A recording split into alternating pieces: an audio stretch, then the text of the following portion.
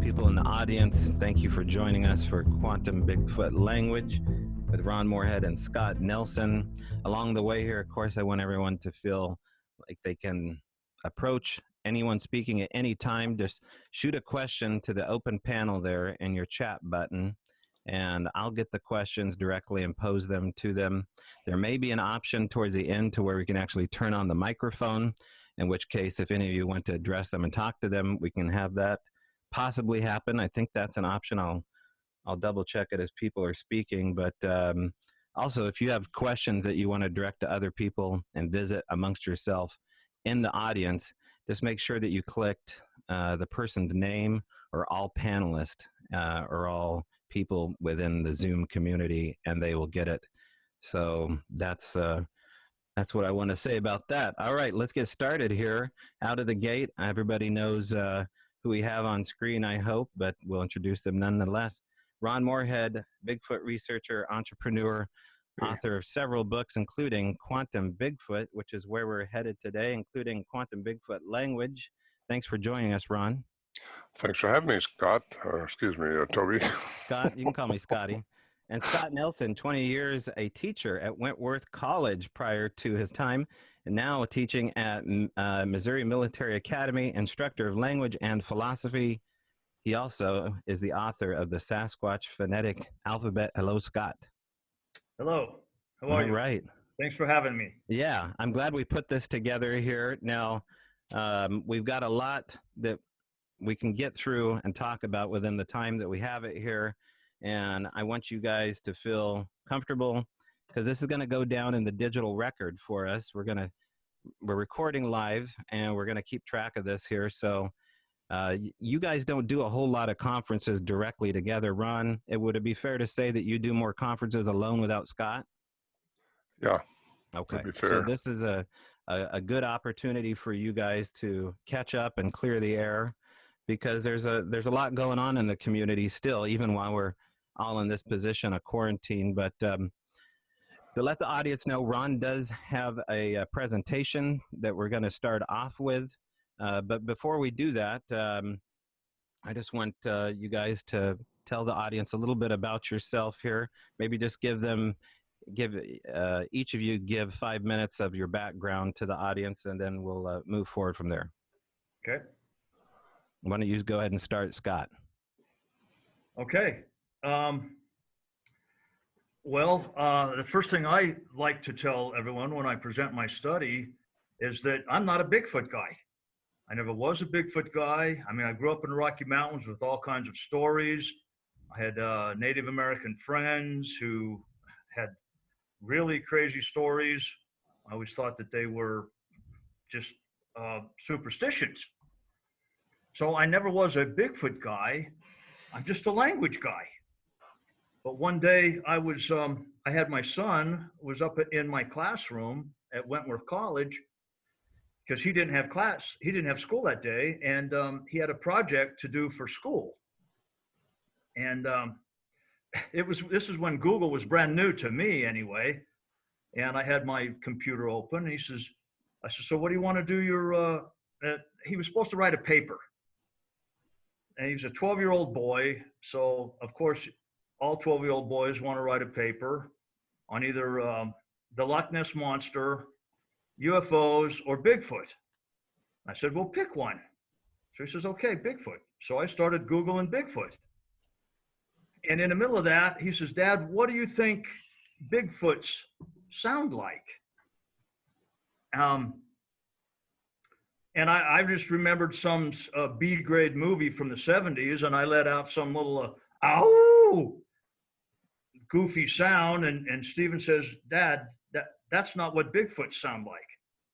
And I said, okay, well, let's Google it. So I literally Googled Bigfoot sounds. And the first thing it brought me up to, and I don't know if Ron's website was called that at the time, but what it took me to was the BFRO, to a couple of these little clips of what they called the samurai chatter. And I listened to that, a few of those, a couple of those, and I was dumbfounded because I knew immediately what I was hearing. And my son, I was so silent and engrossed in it that my son said, "Dad, what's wrong with you?" And was the rest is history, really. Because at that moment, that was the moment immediately that I knew those three things, is that I was not hearing a human being, that's for sure. And I knew that from professional experience of 20 years of listening to the human voice on tape. It was not a human being, yet it was speaking a language. And the third thing is I knew it was not fake. So, I mean, Stephen says, "Dad, how do you know that's a language? It sounds like apes fighting to me." And I said, "Well, son, we got to get a hold of those tapes and slow it down like Dad used to do in the Navy."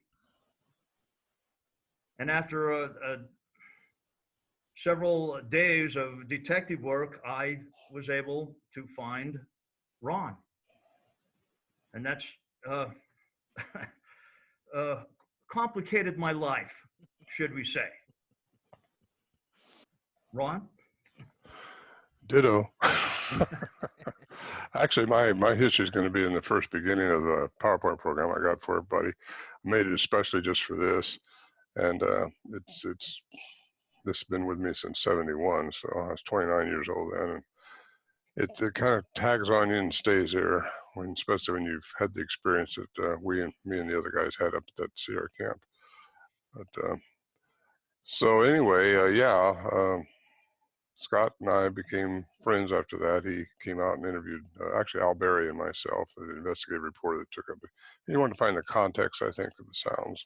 We gave him copies of the original sounds, and he went back and studied them and claimed that there's a complex language by the human definition for language, which I'll get into in my program, and he probably will too. But what does that mean? It means something very special to me, because only humans, according to, I'm going to get my program without even getting into it here. But according to Dr. Philip Lieberman in 1968, he said only humans have the capability with the hyoid bone and the tongue and the way the larynx, all of it fits together into the nerves, into the brain, to have sapient speech like we have, like we're having right now. And that's kind of compelling, because really only humans are supposed to have that. So it kind of sways me into thinking, especially with all the reports people I've interviewed, they said they have a very human look to them. So I think they're part human, and that's where I'll go with this. But a lot of people want to think they're just an ape in the woods, and that's okay if they want to think that way. They might be right. Maybe some of them are. But what we dealt with in the Sierra Nevada mountains was more than just an ape in the woods. I mean, there was some strangeness going on around them. Okay, and so let's make this abundantly clear that we're going to talk a little bit about that strangeness too, and how it may fit into your journey along the way. Really, at this point, we have nothing to lose. We've talked about so much of the behavior, talked about how they look physically, how they interact, but there's all this other stuff that goes way deeper than that. And you've been privy to it. You've talked about it openly with David Paulides and his last Missing 401 documentary. And from what I could tell with Scott, you're no stranger to some of the weirdness as well, because there's some stories, really cool stories, that I want to get out of you as we go along, but let's not belabor this moment here. Anybody in the audience who wants to chime in, feel like you can do so. But Ron, I'd like for you to begin your presentation here. And Scott, along the way, feel like you can join in on the conversation with Ron regarding what he's about to share. But unless you guys have anything else you want to add, let's get started. Okay, you ready? Okay, I'm ready. All right. It's all on you right now. I'm going to mute myself while you do this.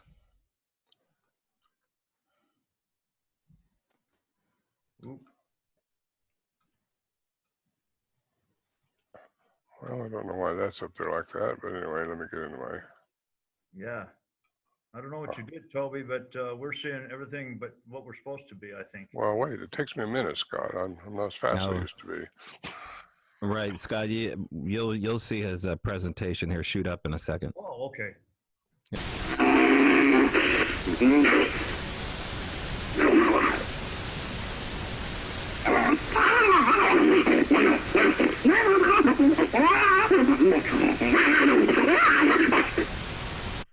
Well, there's one. Any comments on that? Okay. Yep.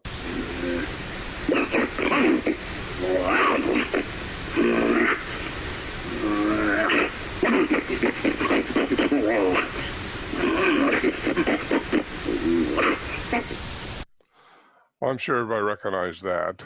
That's the Patterson film from 1967. It's been thoroughly studied, second only to the Kennedy assassination, which here's my situation, Sierra Sounds. All these experts have chimed in here, and Scott being one of them, but Dr. Curlin's report, he's a professor of electrical engineering at the University of Wyoming, and his 1978 study established the credibility of the original tapes. There was no manipulation. It was within, below, and above the average human range. And you got that. He's a professor. He's written over 200 papers. He's just he was renowned, and he's retired now. But that seems to be dropped in all this. I doubt if a lot of people even read the book where he wrote and published by the University of British Columbia, UBC Press in 1980, when he presented his findings of these sounds at that seminar, that symposium that was up there. And yet it's just kind of overlooked by so much academia. And you've got the 1996 when a human sound expert, Nancy Logan, she's a court-certified interpreter of several languages. She was at that time one of only 10 in the whole state of California that was qualified to listen to different languages and interpret them. And she challenges anyone to be able to duplicate it. She says, and I'll give her a little spiel here in a minute, but you can't duplicate this with our human vocal mechanism. And you've got Scott, who we just heard from a minute. 2008, he retired Navy crypto-linguist, totally vetted, transcribed a complex language, verified these beings have language by the human definition, which is very important. Another little element, which is not verified by academia, but is Thinker Thunker. He claims that there's 5 octaves in one tone. And if that's correct, and I'm trying to get some kind of professor someplace to verify this, and I've got a couple looking at it maybe if they don't get scared. And that's what they do, is they get scared of taking on a subject like this. But if that proves out, that should be a smoking gun. I mean, with all this other stuff, you've always got these experts here. And you got thousands of eyewitnesses, but most of them are ridiculed by the media and academia both. But what is it? What is an expert? It's one who, with the special skill or knowledge representing the mastery of a particular subject. I gotta say, Professor Kern's an expert, Nancy Logan's an expert, Scott Nelson's an expert. So, why is it that information mostly ignored by mainstream science? Could they have a fixed paradigm? That's exactly what I think it is. Either that, or it's the funding they won't get if they take on a subject matter like this. So anyway, we got these experts that's already chimed in on these sounds, and it's really incredible. But when you get trying to send this to other people, oh, here's a good one. They kind of ridicule it still. Science changes one funeral at a time. Anybody like that one? It's Max Planck. He's a Nobel Prize winner for quantum physics in 1918. He won that Nobel Prize for quantum physics. So people think quantum physics is something out there in woo-woo land. Well, I hope to tell you it's something different, because it's how everything in the universe actually works. This is when it began for me, was in 1971. That's when I first heard their chatter. And that's when I began researching giants. And that's a footprint, the first print I ever saw up there, 1971. Anybody got a question, just jump in and break me up, because I'm going to go through this.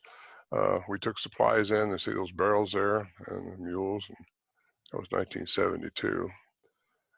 And on the trail, and this is a recording we captured. By the way, all these recordings are captured at the same spot in the Sierra Nevada Mountains, same camp. But it's a wilderness area. The following clip was provided by David Pilates. 2018, he's the first professional filming that ever allowed in the Sierra camp that ever took there. And it took a little bit of persuading to get me to let somebody go in there. Scott actually came out, seen me, I think specifically to try to get me to talk to David about allowing him to go in, because he wanted to film it, because he knew the history of it and he thought it should be documented. Did I say that right, Scott? Yep. Yeah, okay, good. Just needed to know if I could hear you.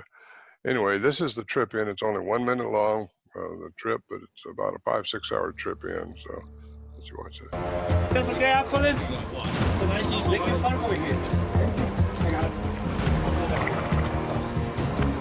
And just so people can get some idea, we're not that far outside of Yosemite. We're not far at all. No, I tell people we're between Yosemite and Tahoe, and that's where we are. If you leave at 6,000 feet elevation, you hike into close to 10,000 feet before you start dropping back into up and down. The whole topography up here changes every year. You don't know what to expect. You don't know what log's going to cross the trail that you have to work your way around to get here. There's really no good trails to get here. And if you don't know where it's at, you'll never find it. It's just one of those places.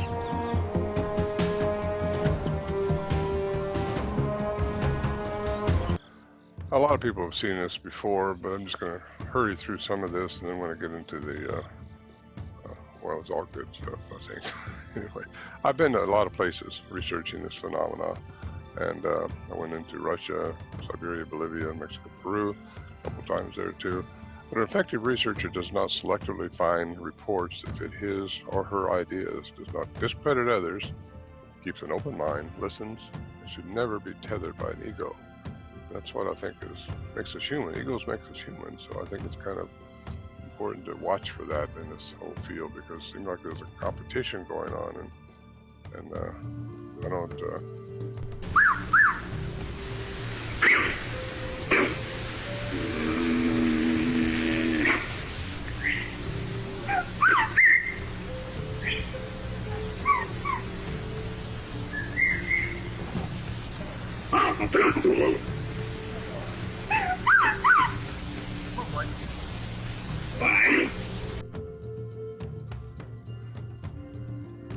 Well, that was Warren Johnson. That was one of the first interactions we had. That was a whistle. I think Scott has Scott has all this stuff, but the whistle is done through the vocal mechanism, not through the lips like we do. We whistle through our lips, and these things whistle through the vocal cords. And they have a very expanded vocal mechanism, more so than humans. And we don't actually know what many of these hominids represent. What we do know is that the Sierra Bigfoot, ones we record up there, have a complex language. And what is it about language that makes it so important? It's not a whoop, it's not a yell, it's not a scream. Everything communicates with some type of noise or something, frequency. But it's sapient talk, that's what language is. And we'll put more about that in a few minutes, but mimicking is not language. I had somebody say, well,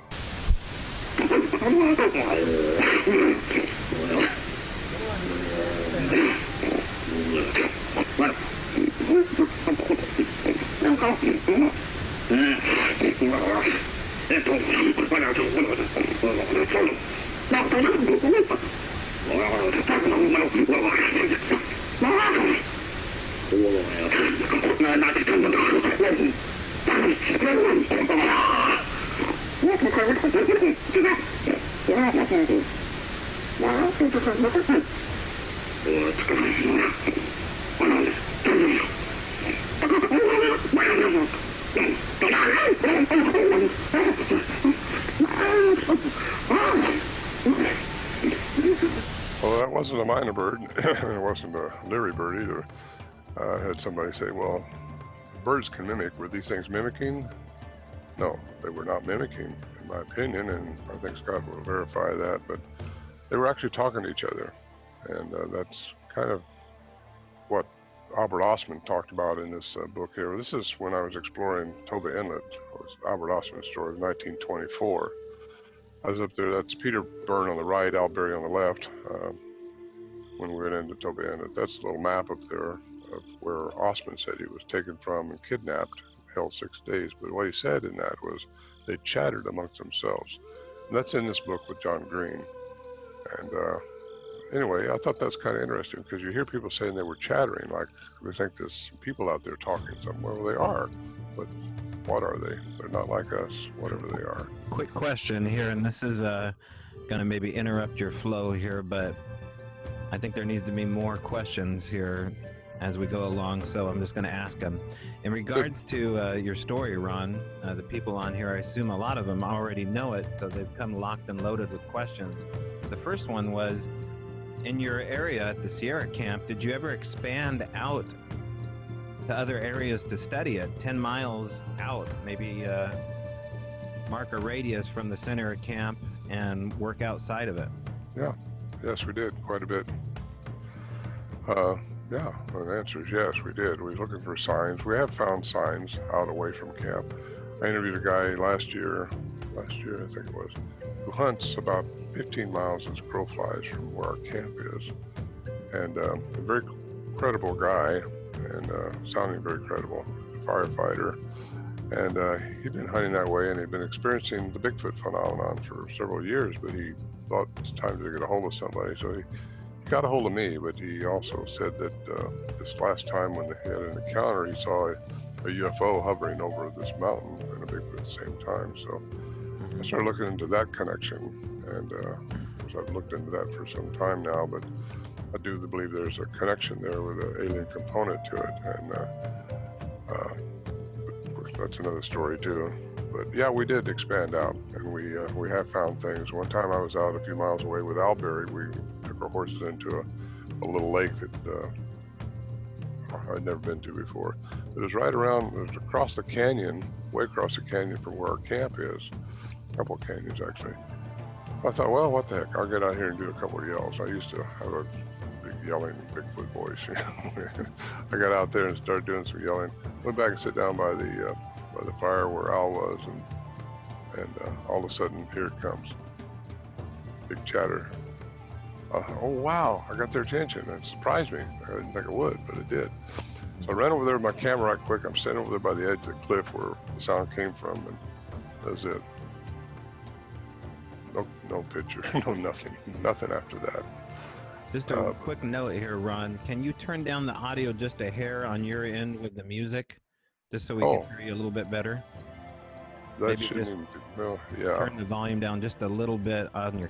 I don't know if that's a possibility. Let's see if it goes to the next one.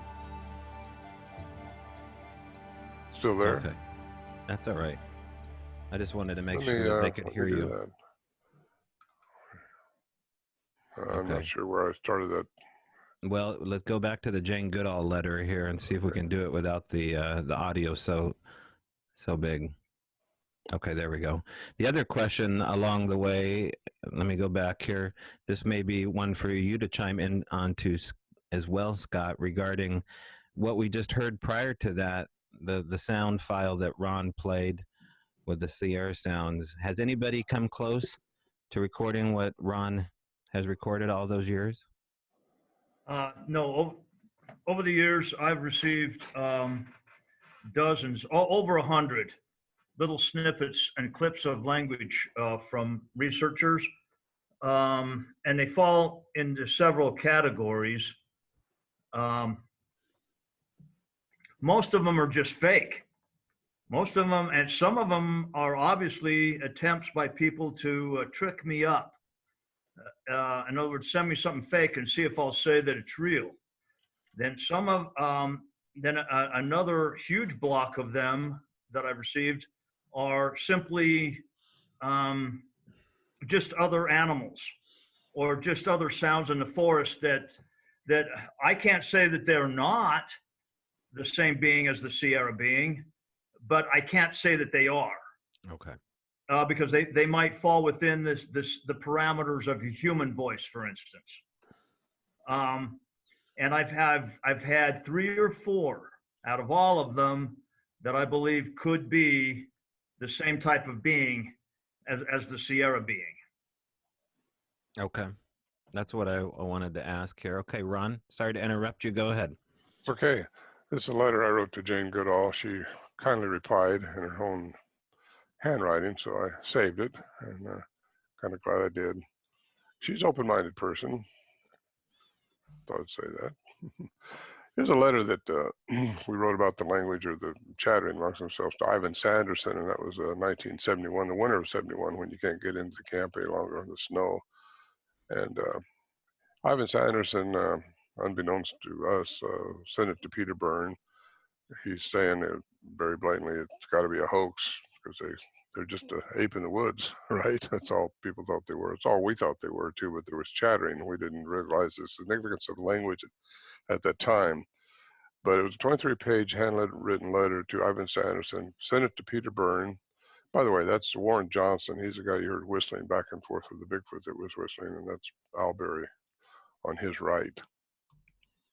But that's, anyway, later. That's a picture of Al Berry. We ended up taking him into camp in 1972, and he recorded some sounds and was trying to find the hoax that Peter Byrne thought it was a hoax. Al Berry thought it was a hoax. We didn't know these guys think it was a hoax because we knew what was going on up there. We thought we did. And anyway,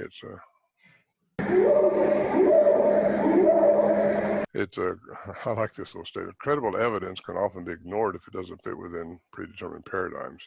So many people have made up their mind what these things have to be, and they don't open their mind up to the bigger bubble that's going on around the universe instead of the one that's just on the earth here. I just thought of that statement, by the way. Here's a picture of Al Berry and Peter Byrne. That was Peter Byrne's first trip up into camp. Nothing happened when they were up there, which is not surprising. These things stay ahead of you. But again, these guys, and according to we too, thought they're just a clever ape in the woods. Everybody wants to know what all these books are about here I got on the sides. Just ask me and I'll tell you. No questions? We do have a question here. Let's I just want to fill up the white space. Can you hear me, Ron? Yeah. Okay, here's a question here. And we'll have you chime in here, Scott, as well. This is from David Drageson. After studying the pathology and audiology, shouldn't one be able to write the samurai chatter? That's what I have done. I have transcribed. Okay. I have transcribed the samurai chatter. I have 75 pages of it. Mm-hmm. It's not published. Is that something that can be published and peer-reviewed and put out? And yes, absolutely, it will be published. For a long time, we were waiting for some kind of corroborating evidence, but a well-known academic fellow researcher, made the point to me once. He said, "You've already got corroborating evidence." mm-hmm. Because you got it in 2 different years, 2 different times. Mm-hmm. So that's something we've been working toward.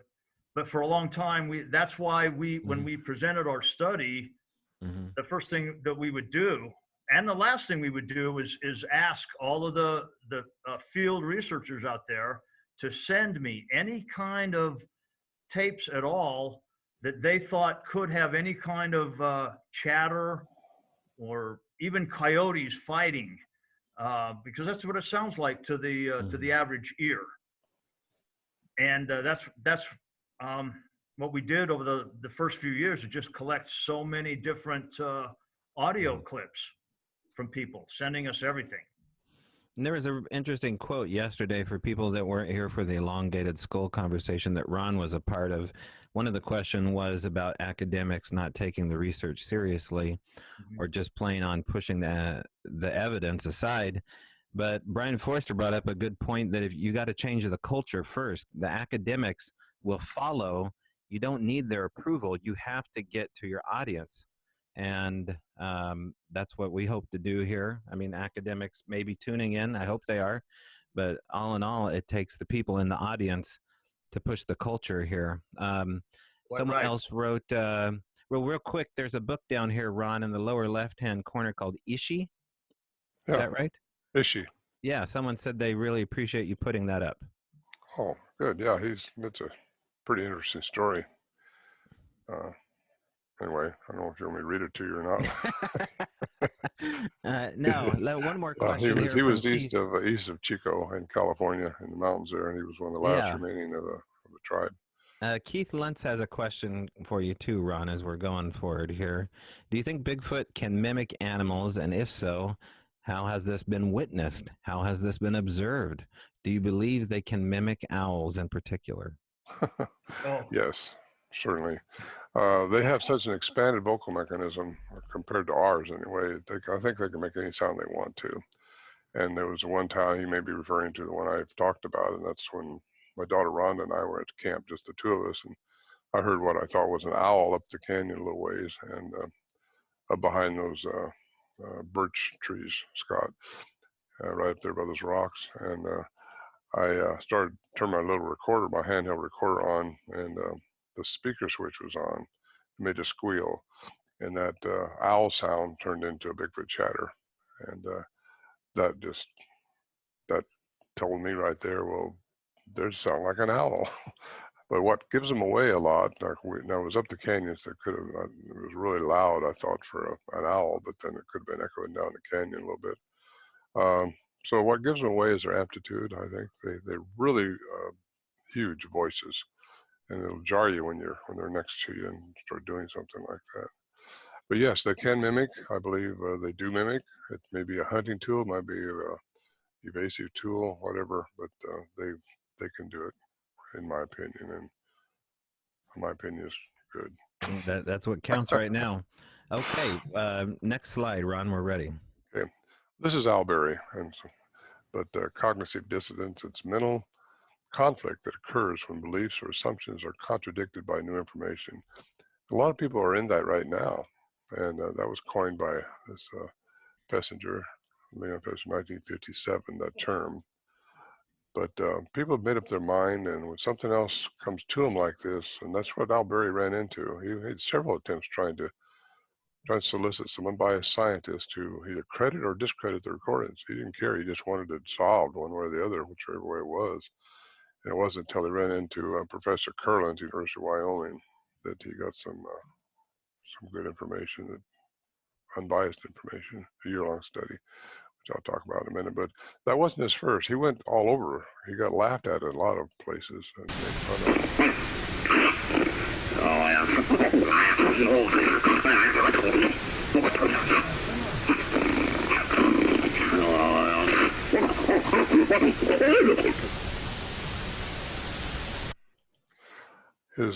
Her first connection, he thought, well, I'll go right at the top of the realm here. He went to the Syntonics research in New York City.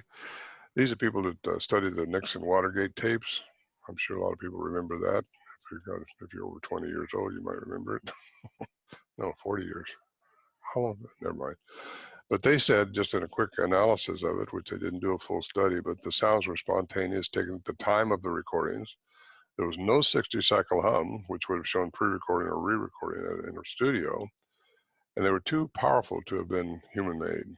And that's Ivy Tybal, president of Syntonic Research, who studied the Nixon tapes. So that was a pretty good hit, but there still wasn't, they recommended that he find somebody just like he found Dr. Kurland. Anyway, the complete back and forth of that deal with Tybal is in this book right here, which Alberry co-wrote with Ann Slate. And if you've got that book, you look in Appendix B in the back of it, and he goes through pretty much word by word the conversation he had with Tybal. But this is Kurland's, and anybody's seen my presentation before, I always play this one because it has some pretty unique features in it. We're still talking about language here, because that's so important to me, that these things have a language. They have to be part human if they got language. At least they got that human DNA in them. I'll let you listen to this, but Kurland's report, you see this box right here. Can you see my mouse? You bet. Okay, good. That's the average human range. And this little bit I'm going to play for right here is in Kurland's report, which is in Man Like Monsters on Trial, the UBC Press in British Columbia. You'll hear these sounds here, which represent gur, the gur sound. You hear the sounds here. But look for the sound muitel. This is 0 here. Little icon in there, that's inside the human range. It sounds very human-like when he says this muitel. You hear this at the end. So I'll play it again if you want me to.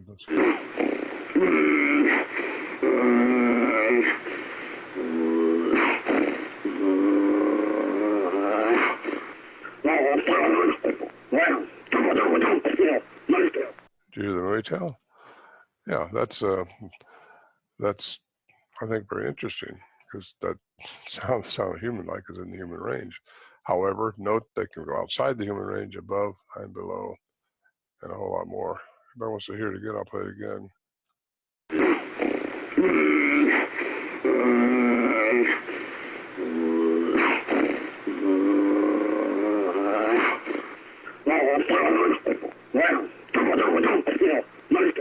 Okay. Now, there's another professor, Dr. Benson, professor of diagnostic sciences at Texas A&M, who listened to this. Just a quick listen. Again, he was too busy to do a study. I asked him to, but he wouldn't, just because I wanted somebody else to chime in on it too. He suggested an animal 8 to 5 inches tall made that sound, and I thought that was kind of interesting. Anyway, all this is in not Benson's report, but Dr. Curlin's report is in this Men Like Monsters on Trial, which probably could still be obtained by his made in Canada, and there was his whole several-page reports in here. And Nancy Logan, she's a human sound expert, and she's the one that of course certified in California was. And she said, who or whatever made these noises has a voice pitch range that is considerably more flexible than that of Homo sapiens sapiens. It goes much lower and much higher. And I thought that was kind of interesting, because it does.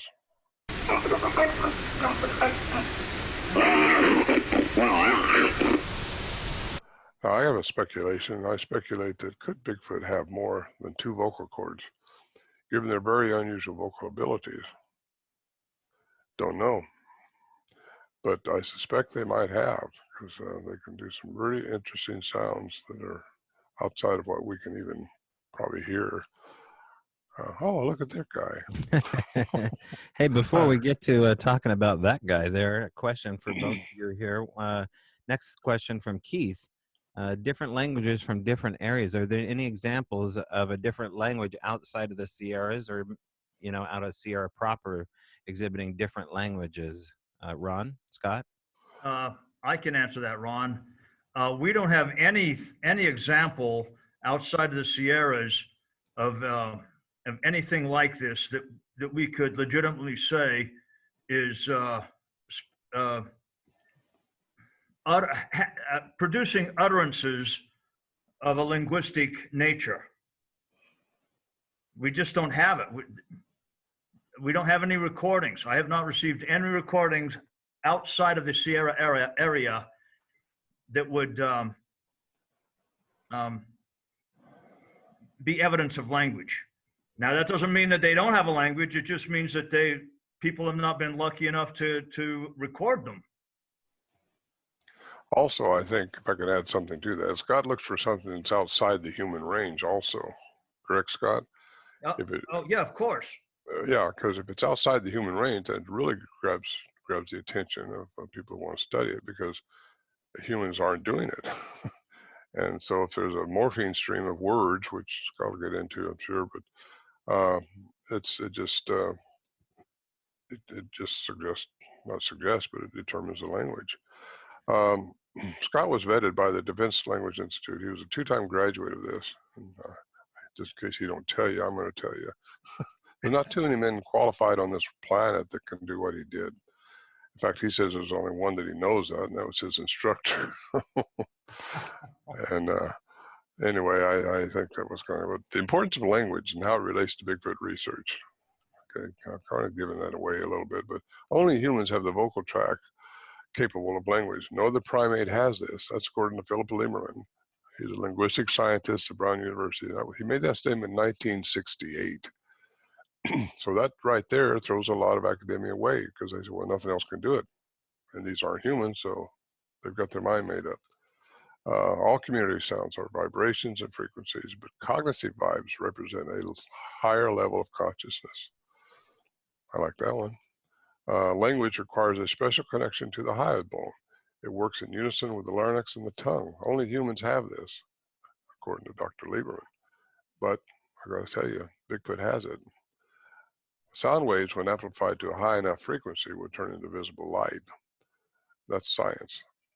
Now, that's kind of unusual for most people to handle, but because there are sounds, if they can get high enough, they will go out of frequency and into light. That's kind of interesting, I think. Anybody else think that's interesting? Raise your hand. Yeah, there's some hands raised here. There's a question here from Jay. How close do you think they got to the microphones at the Sierra camp? Was there any examples of them actually touching the mic head, flipping the tape recorder around, things like that? No, there wasn't. No evidence. On my mics, what I have, of course, I lost my tapes in a house fire, unfortunately, because they were primo. I had the best sound equipment you could get and still carry it in a mule with battery controlled cassette. Stereo, 2 microphones on each side of the shelter sticking out. There's times when I could listen to them walking right outside the shelter. You hear the sound going around in stereo. And I got one of those sounds between Al Berry's tapes where they make a sound and then over here, all of a sudden, a little bit of silence and you hear another sound over here. Well, I amplified that up really high in my SoundForge program, and I could hear the steps going from one place to another. I thought that was pretty cool. But they were within, oh gosh, sometimes just a few feet of our shelter. Now, some of these recordings I'm playing are from Al Berry's recordings because he had very clear ones, and there's the ones that were sent off to Curlin to study. And his microphone that night of that recording was remoted about 40 feet up from our shelter on a little pine tree, and it was wired. Of course, didn't have wireless in those days. And anyway, the stereo mic that he had was turned vertical. So we found out in the studio when I was publishing or presenting this in a studio that the mic was vertical instead of horizontal, and that's why we didn't get sound. We couldn't tell where it was coming from later. If we had known that, we could have done something different, but that's how we found out it was mounted vertically on that tree. Let's get into infrasound and ultrasound unless somebody has a question, because there's times when I think we were affected by infrasound up there. And it does affect humans. This is science. It's not some woo or something. But it's below the human ability to hear, and it will affect us. It was used in the Second World War by Hitler, actually, to control crowds. But it's a sound that elephants use. It's a sound that large tigers use. Giraffes use it. There's a whole institute that studies infrasound and how infrasound is transfused, because it goes right through things. It'll travel for miles, and that's how animals can connect with each other when they're a long way apart. An ultrasound, though, it's higher. That's what your dog whistles are and all that stuff. It's also a lot of medical devices are used in ultrasound. The human frequency is between 20 and 20,000 hertz. And you see the little graph at the bottom down there. You see the blue. That's where we are, right there. And then you get on a whip into here, and all kinds of sounds that we don't hear, but we can be affected by them. Same with our vision, which I won't get into that because this is about sound today, how important I think language is. Why is it important in Bigfoot research? Because the more you understand, the easier it is to understand more. I thought that was kind of cute. Anyway, that's me. And yesterday, come on, that's further along than yesterday. That was 1972. And that's my sagittal crest on top of that hat. Keeps the heat in. The snow, you notice the snow around there. We cast that track. And I'm going to play a couple things. But what is it that makes a language by the human definition of language? According to Scott, and he's going to talk more about this a little bit, but it's a morpheme stream, words that make up a sapient sentence. That's the answer. I'm going to play two. One is display only. This is kind of some of the first sounds we heard up there, which is a little bit spooky for some people. And then the next one will be language between two of them.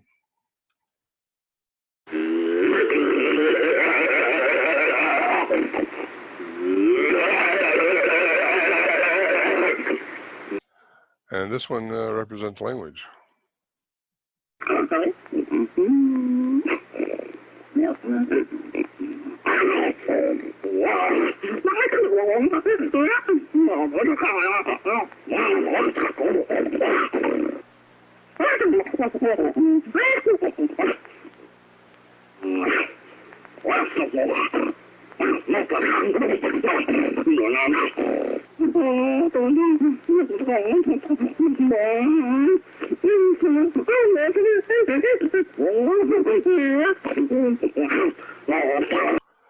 Well, there you are. That's, again, we don't know what they were saying.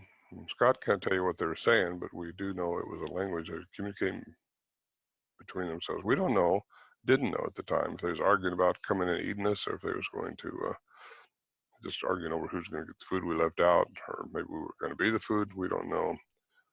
Maybe we never will know. But kind of exciting times, that's for sure.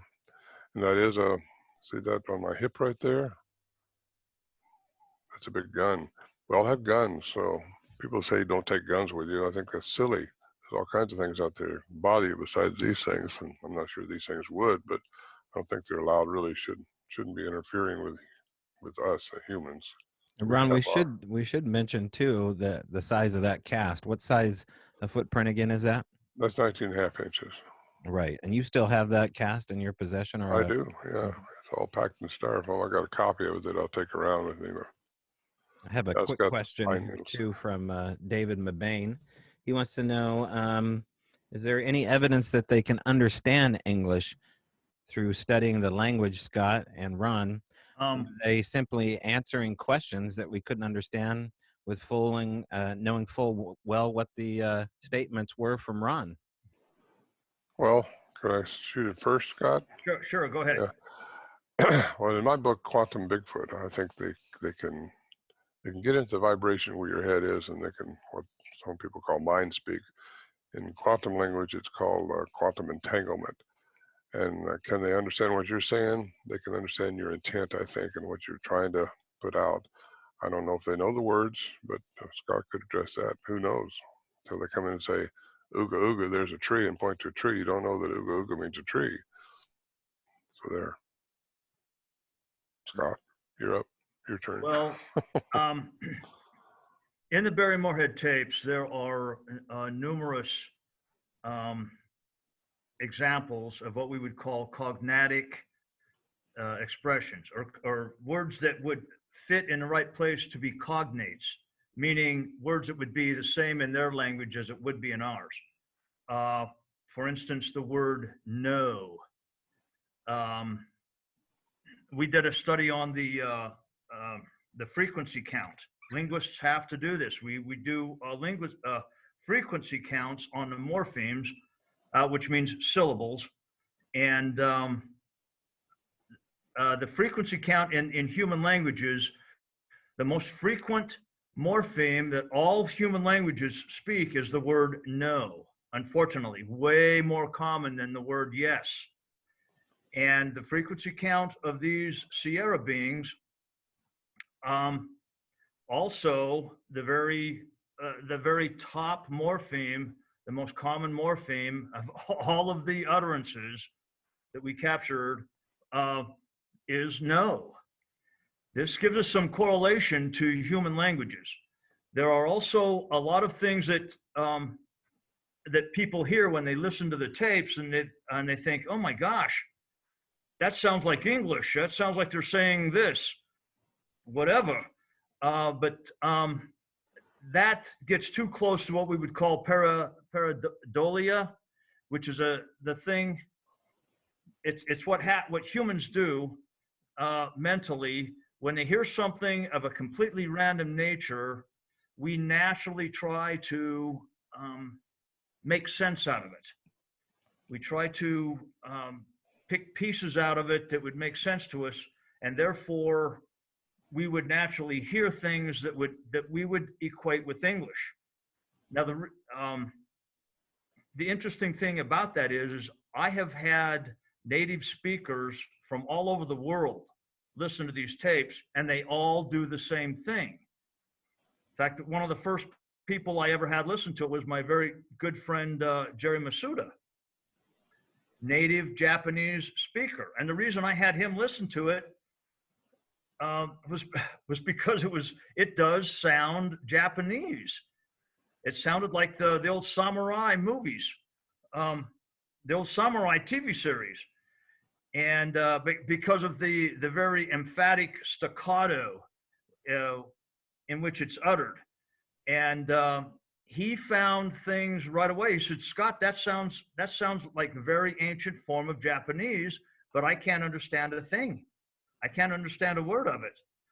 And I have found that with Persian speakers, with Russian speakers, with Native American speakers, anyone that listens to it, they can pick out bits and pieces that seem familiar to them. But we know psycholinguistically that that is just a natural thing that we humans do.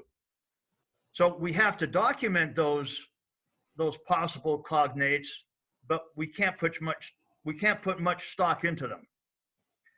However, it would make sense if these creatures are as observant as we think they are, and if their safety depends so much on the avoidance of humans, it would make sense that they would learn as much of our language as possible.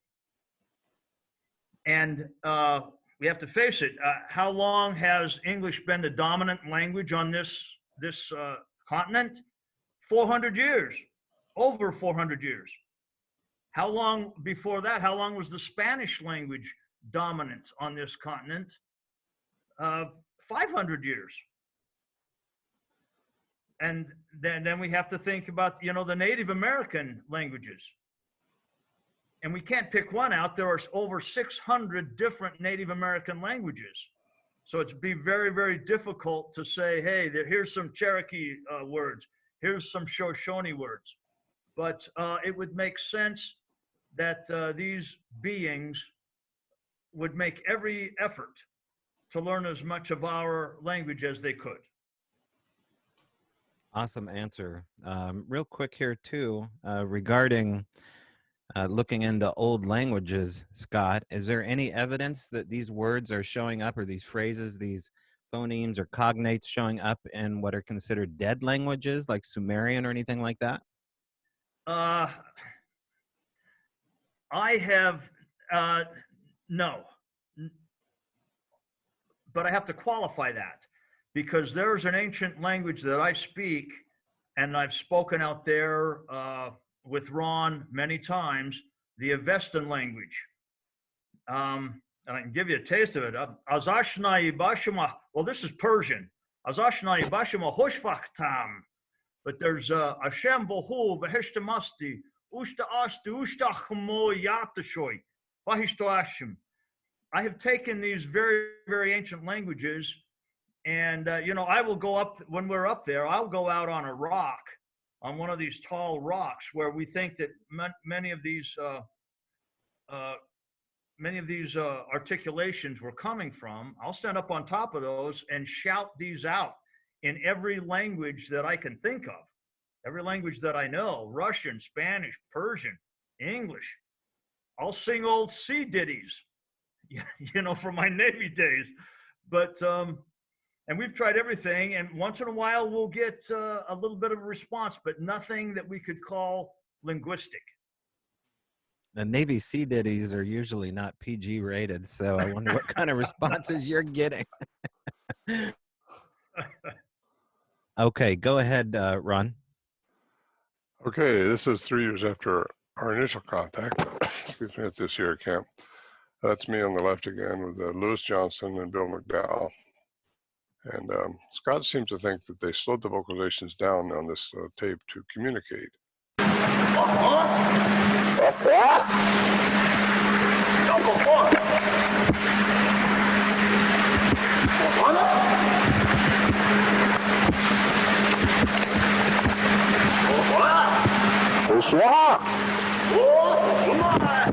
Right there, just seems. Okay, well, that was a little fun time I had that night, 74. Having language by the human definition implies sapience. Only humans are supposed to be Homo sapiens sapiens, right?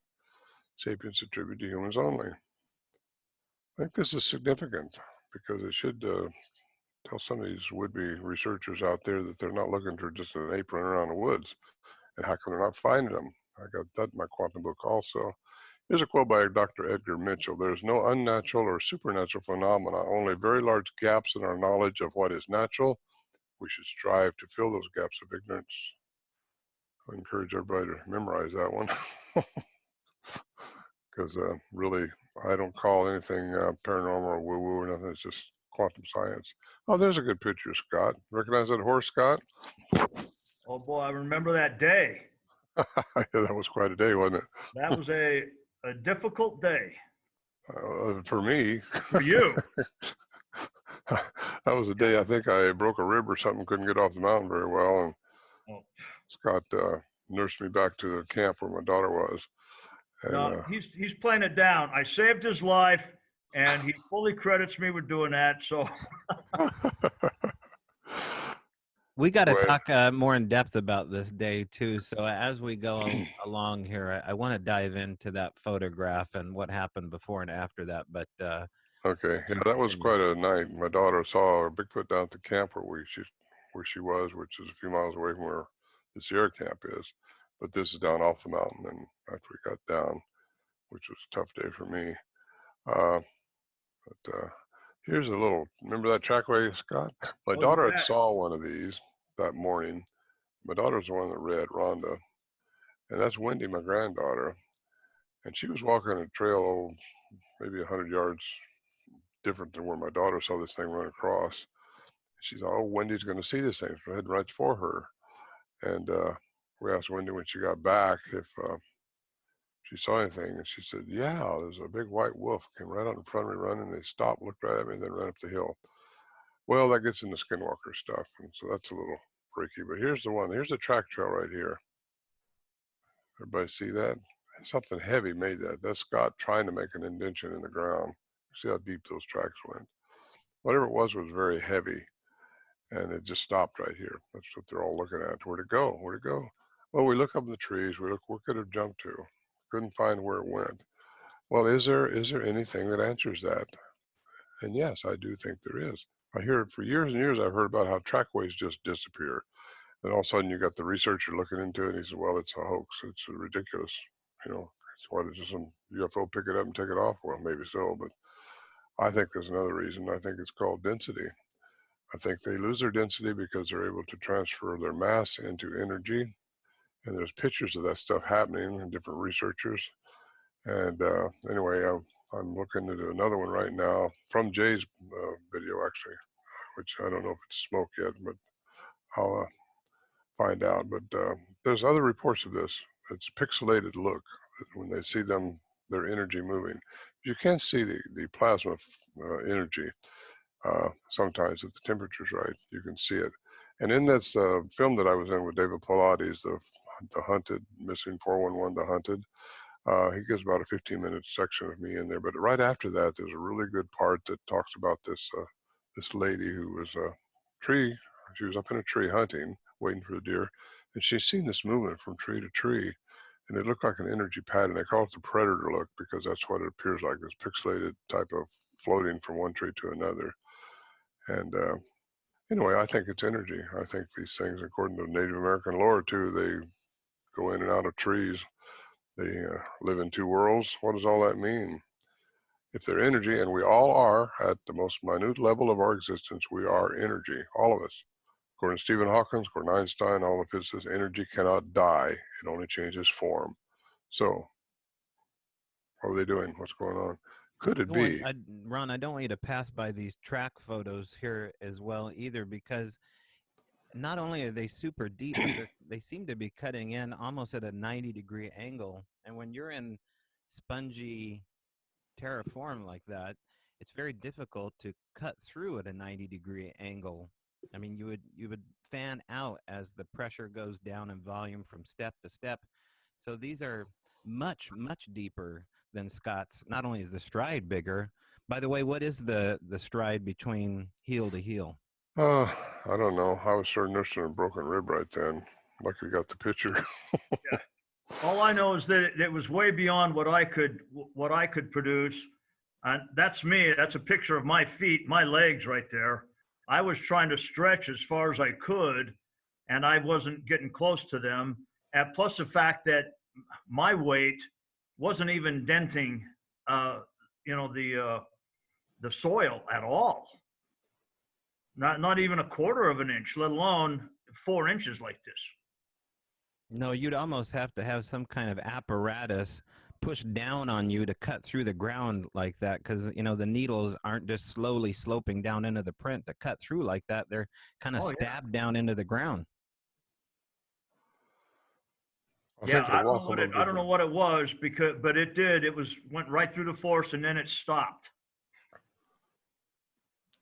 And I used to just write those people off when they told me that they disappeared. A lot of researchers will. But when it happens to you, and especially after a sighting like that, and you find the trackway, come on, what's the answer to it? It's got to be an answer. We have to close these gaps of ignorance. And I think we got to look into quantum physics to understand some of this stuff, because it's how everything in the universe works. And unfortunately, so many researchers are still looking to just Newtonian physics to answer everything, and that's all predictable, measurable, and just not the way things really are. And here's one from Nikola Tesla. I like this guy. The day science begins to study non-physical phenomena, it will make more progress in 1 decade than in all the previous centuries of its existence. Got to digest that one for a minute, because I think we're in that right now. Let's talk a little bit about Nikola Tesla for a second here regarding Henry Franzoni's work. One of the statements he made to us, Ron, was about the trackway, and we'll go just back here and talk just a second about Tesla and the trackways. His theory was that tracks are usually way too shallow or way too deep for what the actual being was doing. And his theory was that there was some kind of vibrational shift happening when these tracks were made. It wasn't just pressure, applied pressure to substrate. There was something else vibrationally going on at a molecular level. Did you see anything like that when you're up there? Well, no, I didn't. But everything is a vibration, vibrational frequency. And even Tesla says, what one man calls God, another calls the laws of physics. Well, if you want to understand the secrets of the universe, he says, think in terms of energy, frequency, and vibration. Well, yeah, they vibrate. We're all vibrating in different frequencies, but these things are vibrating. If it would change its vibration from one step to another, for some reason, it would show a difference in the trackway, maybe. But when it totally goes out of your perception, out of making a track, I think it's got to do with their vibrational frequency changed to such a level so high that it just, well, it goes out of our perception, turns into energy. But somehow they can get back into mass, and that's quite a statement to say. And if everything is energy, and if these things have learned how to manipulate that or know how because of some DNA manipulation into whatever some alien did, because I do believe there's an alien component to these things, and that's what gives them their humanistic attributes. Quantum physics and spirituality are the same. And a lot of people will call these different dimensions, in quantum physics, they'll call it dimensions, but spirituality, they'll call them heavens or heaven. So really, I don't think there should be a gap between religion. You can't discard religion because you don't like spirituality. You can't discard spirituality because you don't like some religions. That's a better way to put it. What many call the paranormal, the supernatural, a miracle, the woo, God's laws governing everything, I call quantum physics. And I just said this, but you can't discard spirituality because you don't like some religions. We are all spiritual beings, whether you like it or not. Our energy has to go somewhere. We are inside of us a certain energy. We have to respond to things. We have to, we're going to run across problems and situations in this life that we have to respond to. And these things aren't supposed to interfere, I don't think. We have choices, everybody does. And anyway, I get a little deeper into that as we get into a regular program, but this is just about the end of mine, I think. This is my book that I've written called The Quantum Bigfoot. I get into a lot of this stuff, exploring the attributes of physics through physics, reconnecting quantum entanglement, our 3D reception of reality, because we live in a 3-dimensional world. Everybody probably understands that, but there's more dimensions existing that we just don't see or perceive with our eyes. You can receive it, though, if you learn how to relax and get into your third eye. This is all idealistic talking here, but vibrations and frequencies and energies, the importance of language, the pineal gland, the third eye, I think that's very important. Ancient texts, the biblical perspective, all this stuff. and professional findings, and there's a lot more. But this is my first book I come out with. It gives my chronicle of 40 years of doing this, and that's one of our trips going out. This comes with vocalization links or a CD, depends on how you want to get it. You can get it either way. And you want the one color version with the CD in it, you have to order it off my website, ronmorehead.com. So anyway, that kind of does it for me. Oh, I have sold 100 million copies of these. It's supposed to be funny. I don't see how many people laugh. I don't hear anybody laughing. There, is that you laughing, Toby? It's good. These are what you call dad jokes, by the way, Ron. But go ahead. This is my, so I can stop sharing now. This is the end. The end. Sure. A question here for Scott while you end your sharing. And thanks for showing those slides. Scott, a question from Thomas Potter. Do you analyze the frequency ranges of the sounds as well? If you do, Scott has a couple recordings he'd like to send your way, and I suppose this will come up as we go forward here. First of all, do you look at frequencies? And tell us what you see. I'll tell you why. I'm not a sound expert. I'm a language guy. Again, I'm a language expert. I'm not a linguistics specialist. Linguistics specialists are scientists, and a lot of people misunderstand that because both of us are referred to as linguists. However, linguistics specialists, you can be a PhD and not speak a word of a foreign language. Not understand that at all. Linguistics specialists are those who can tell you just exactly how does the tracheal tree create this particular sound in relation to where the tongue and the teeth are and the vocal cavity and blah, blah, blah. That's not what I do. I'm a language specialist, not a linguistics specialist, okay? Also, I'm not, therefore, I've never claimed to be a scientist.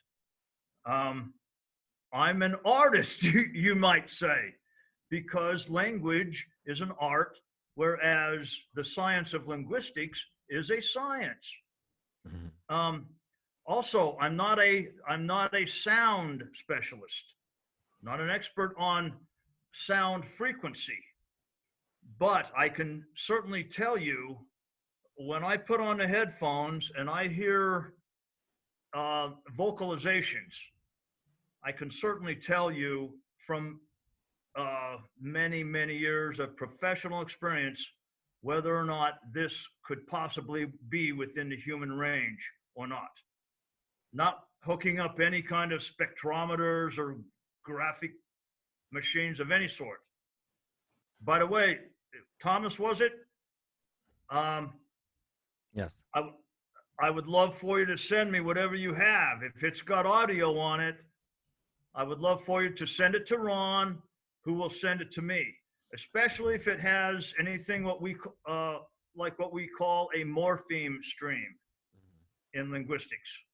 Something that sounds like what we would call a sentence. Not just the whoops and the grunts and the snarls and the growls. Something that actually sounds, for instance, like coyotes fighting or apes fighting. Mm-hmm. That is really our holy grail. If I could get 2 or 3 minutes of anything that actually sounds like apes fighting, and if I can slow it down mm-hmm. and analyze it and transcribe it, get it on paper, that is the perfect holy grail of the duplication of evidence that we have been looking for 10 years now. And how do they reach out to you if they want to send you an MP3? I would say send it to Ron first. Send it to Ron first. I mean, only because if you send it to my, just send it to Ron first, because he knows what I'm looking for. Ron's got a smile. Yeah. Well, I know what they're saying. I get this stuff really a lot often, Scott. You don't know how many times I get people wanting me to tell them this hoop was a Bigfoot. They're just looking for some kind of vindication or something, Yes. because they might have seen something, or they know they're in Bigfoot company or something, and it might have been a Bigfoot, but it's not what you're looking for. And I know what Scott's looking for. He's looking for the morphine stream of words. But there is a guy who checks the frequencies out. He's part of the Olympic project, which I'm involved in also. His name is Dave Ellis, and he can be contacted through probably Facebook. And he will see the frequency of it and see how it compares, because he's got a log of what coyote sounds like, what owl sounds like, what different things sound like. He compares it to see if the frequency is the same, because it might sound like that, but different frequency. So Dave Ellis is a good man to get a hold of for that kind of Right, and you can just find him on Facebook, and he's pretty good about answering. He is, yeah. He loves what he's doing, and he Right. helps people out a lot like that. So, but I can give you all that information too, because I got a guy I've got to respond to now that just contacted me this morning, want me to hear his sounds. And you know, I'm not all I can do is I know what Scott's looking for, and I'll respond to him the best I can. But I'll turn him over to Dave Ellis if he's just looking for what frequency it is, or how it compares to a coyote, or if it's a yell or a scream. Because what we're talking about is language here. We're not talking about some animal sound, but then these things can sound like an animal. What gives them away again is their aptitudes, a different level of aptitude. Now, Scott, one of the things that Dave always mentions is this percussive huff or percussive quality within the morphine stream. And that seems to really trigger him into a whole different conversation with who's ever sending him the audio file. Dave, have you found that? Dave Ellis. Yes. Oh, well, if he gets this, this is what I've called a terminal expression. This is all over in the Barry Morehead tapes, and it's almost always at the end when the being, I don't like calling them creatures, when the being has uttered a long morpheme stream, and then at the very end he'll go off and, or he'll go, or there'll be a snarl or a little growl along with a, and I've called this. Many human languages have this. For instance, Chinese, it's has a terminal expression that is kind of like saying, all right, I'm done saying what I was going to say, and now it's your turn to speak. It's almost like CB guys, truckers talking to each other, and they'll say, over. 10-4 rubber duck. 10-4, yeah, it's almost like that. And all of the conversational turns that are on the Barry Morehead tapes between the female and the male, they all have that. Right at the end, there'll be a morpheme stream, very clear. And you'll hear that. Yeah. So, yeah, if Dave's got anything like that, if it's preceded by a little morpheme stream, then I want to hear it. Okay, noted. Let's get into it, Scott. I mean, you have a full system here, just so the audience knows. He has a computer dedicated to a sound file, and we're going to turn on his sound file here and let you take it away. Okay. Well, let me just get it going here. It went to sleep on us, but it won't take me long. Let's see. That's okay. While you're getting that set up there, Ron, any indication of why, after all this time, the Sierra camps was so successful at getting sounds? I'm sure you get that question all the time, but just looking at things like synchronicity and you as a person and where you were and maybe the geology and the group that was up there. Why you? Good question. I don't know. I have a theory on that. Okay, and go ahead. Again, I was not up there at those times. I've been up there with Ron when we've had some very, very strange things. But having listened to all of the 90 minutes of tape that I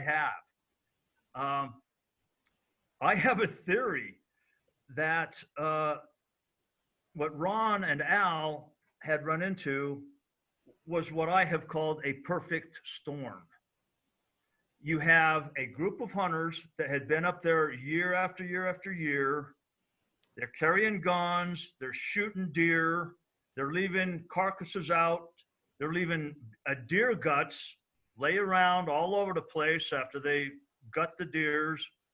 The Sasquatch apparently considered deer guts a delicacy, from what I understand. So the Sasquatch knew that these humans, these hairless apes, were going to be up there, and they knew that they were not going to shoot at them. So they didn't fear them. At the same time, they had to be wary of them. And in Al Berry's tape, there's a very big part in which I will play for you. Ron played part of it, but I can show you what it looks like on the transcription thing. But I think the creatures knew that they could not scare these humans away. In the first place, if any of the humans had gotten scared, there was only one place to run, and that was off the nearest cliff. And none of the humans were going to do that. So I think that again, my theory is that you had the Sierra beings and the hunters there in the area is not that big. So they were held together there by the natural topography of the place, and the fact that the Sasquatches were not going anywhere and the human beings were not going anywhere, and they just sort of had to deal with each other. And I think it was just a perfect storm where Ron and Al happened to luck out and be lucky enough to get this stuff on tape. That's my theory. Could be just luck, yeah. Or who knows, maybe they had a reason for me coming out with it like I've been doing the last few years, to let public know that these things aren't just an ape in the woods, that there's more to them than that. Mm-hmm. I think there's a whole lot more going on in the big picture than most of us want to realize. I mentioned the other day that we have a tendency to think we're in this little bubble of 50 to 80 years old or something like that, and that's all there is to anything. There's a whole billions of years out there that we've got to think about. Eons of time when these things could have evolved differently.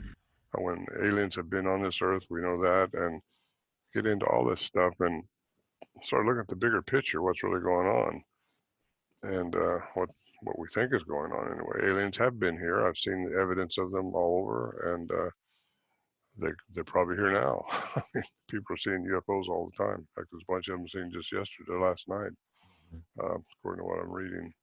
And anyway, I think they're going to come out and expose themselves here before too long, and we'll know a lot more. But there's a reason these things are staying so hidden, and so how they do that is one of my theories. I got a theory about that too. So I think it's mass to energy and energy to mass.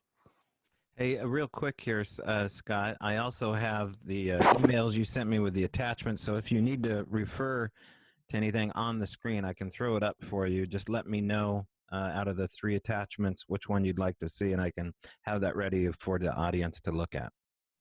Well, after I play some of these, the transcription program, and that's really the only difference between what Ron has already played. Much of those clips are going to be the same. Is I can show you the methodology of what crypto-linguists are trained to do. And then you might flash up the that little sampling of what the transcripts look like. I will do that. That might be interesting to people. You just let me know and I'll get it ready for you. But you can do that after I play a little bit of this. Okay. One thing I would like to qualify, one thing that Ron said that I would like to qualify is, I never say that I'm the only guy that could do this, Ron. I said that. Now, yeah, I mean. No, I didn't say you're the only guy, Scott. I said you're one of the only guys that I didn't know you guys existed, really. Yeah. But, you might tell them about your time in Panama too. No, sorry. Yes, we have to say that the skills that we are trained in, first off, to be accepted into that program, you have to pass a test that tells you your natural ability for learning languages. And it's believed that actually this test was developed by the U.S. Navy many years ago, before my time, and it is still used to this day. Before any person is taken into any language program, they have to pass what's called the Defense Language Aptitude Battery. And we know that only 10% of those people that take that test are able to pass it. And from that, it is believed that there is about 10% of the human population that has this, that it's, a lot of us linguists call it the language gene, but we really don't know. But it's something that allows us to assimilate languages much easier than the average person. And this test is what is required in order to get into any of those fields, even to this day. But anyway, so you could say that people that were trained in what I was trained in are rare, but certainly there would be more people out there that could do it if they were willing to and knew about the project. And one of the things I do tell Ron is that I don't know anyone that has listened more than myself to the human voice on tape, except it might be the guy who trained me. His name is Ralph Blessing. I had the opportunity to play these tapes for him when Ron and I presented this study down in Atlanta, Georgia, a few years back. And he was as dumbfounded as I was. Of course, he's got a life of his own. He's married and got, family and a job. And so that gets in the way of a lot of the ability to spend a lot of time on this stuff. But he took those headphones off, what we in the Navy called the cans. And he took one look at me and said he said the same thing that I said to my son. The first moment I heard them, he says, "Scott, there's language there." And I had not even slowed it down for him yet. And as I play this, and the reason I like to play this and show you the transcription program is this is the methodology that we are trained in. Right? And in fact, at the time when Ralph trained me, God, can I tell you the year that was? 1979. These transcription programs were classified. Now, of course, you can go online and buy them for $50 and use them for music, as you'll see here, and everything else. But has anybody got any other questions for me now, right before I turn my little remote camera around and show you the transcription program itself? Yeah, nothing loaded in the bank here, Scott. It's all yours, and I'll interrupt you if I have to. Okay. Yeah, let me turn it around here. And what I'm going to do first is I'm just going to let it run at what we call real time. That means at the speed that it was recorded. I'm just going to, and I'll fast forward through some of the dead air, the dead space, so that you hear mostly just the vocalizations. And this tape that I'm playing for you is exactly what Ron sent me that very first day that I got a hold of him. Okay, he sent me both of these tapes, both the Bräu tape and the Morhead tape, as I've come to call them. So I'm just going to let it run at real time. And some of you, knowing knowing what you already know, that there's language in it, you will be able to hear. You will start to be able to hear the morphemes and the articulated phonemes, what we call individual sounds, and the morpheme streams. Without me slowing it down, you will already be able to hear that there's language in it. You don't have, once you know that it's there, you don't have to be a PhD in linguistics to hear it. It comes natural to human beings. But then once I will isolate some bit of it, I will loop it, and then I will begin to slow it down.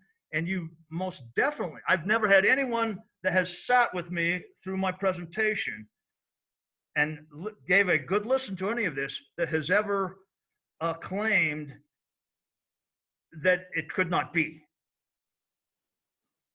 And I'm quite confident I'll get the same result today. So let's go for it. Okay, here's my,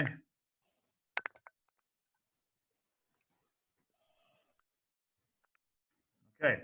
And of course you can see this transcription program is also used for music,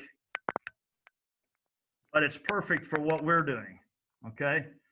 So it's gonna start out here with, let's see, oh, here we go. All right, hopefully you can see my cursor there. I don't know if you can. No, it looks good from our angle.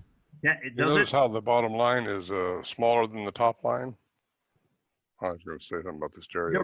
They're both the same. They're just different frequency spectrums. That's because it was. But one of the things you will be able to see is the difference between the vocal footprint of the creatures compared to when the humans are speaking.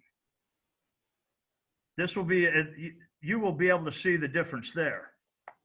Speaking of sound spectrum. Okay, let me put this up to real time to get it started. And I'm just going to let it run for a little while and let you hear it at real time. And then we'll come back and go through it again and pick pieces out of it to slow down. So here we go, real time. Yep. There we go.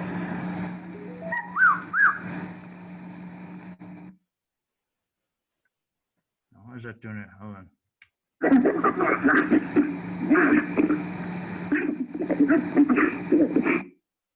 Oh, I don't know why I'm cutting out there.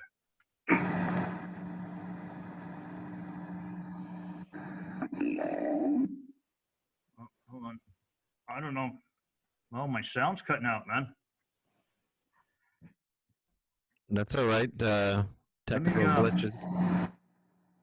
I want to make sure I'm plugged in. Why don't you guys discuss something else quick while I see what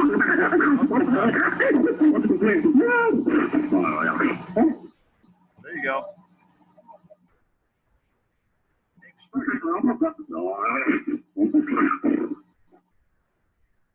Now it's working. All right, let's see.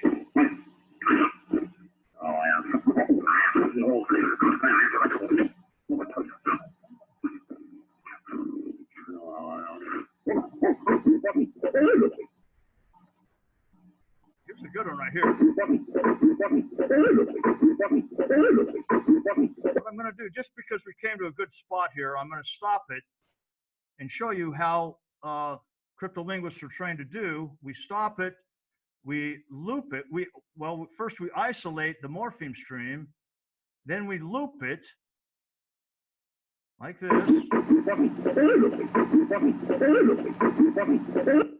And then we begin to slow it down, and you'll be able to hear it. And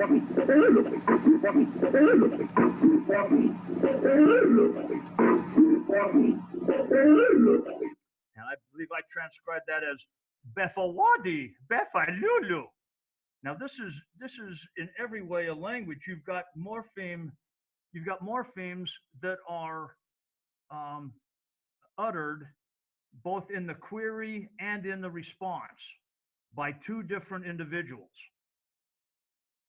there is no clearer definition of language. But let's go on. We'll put it back to 100%.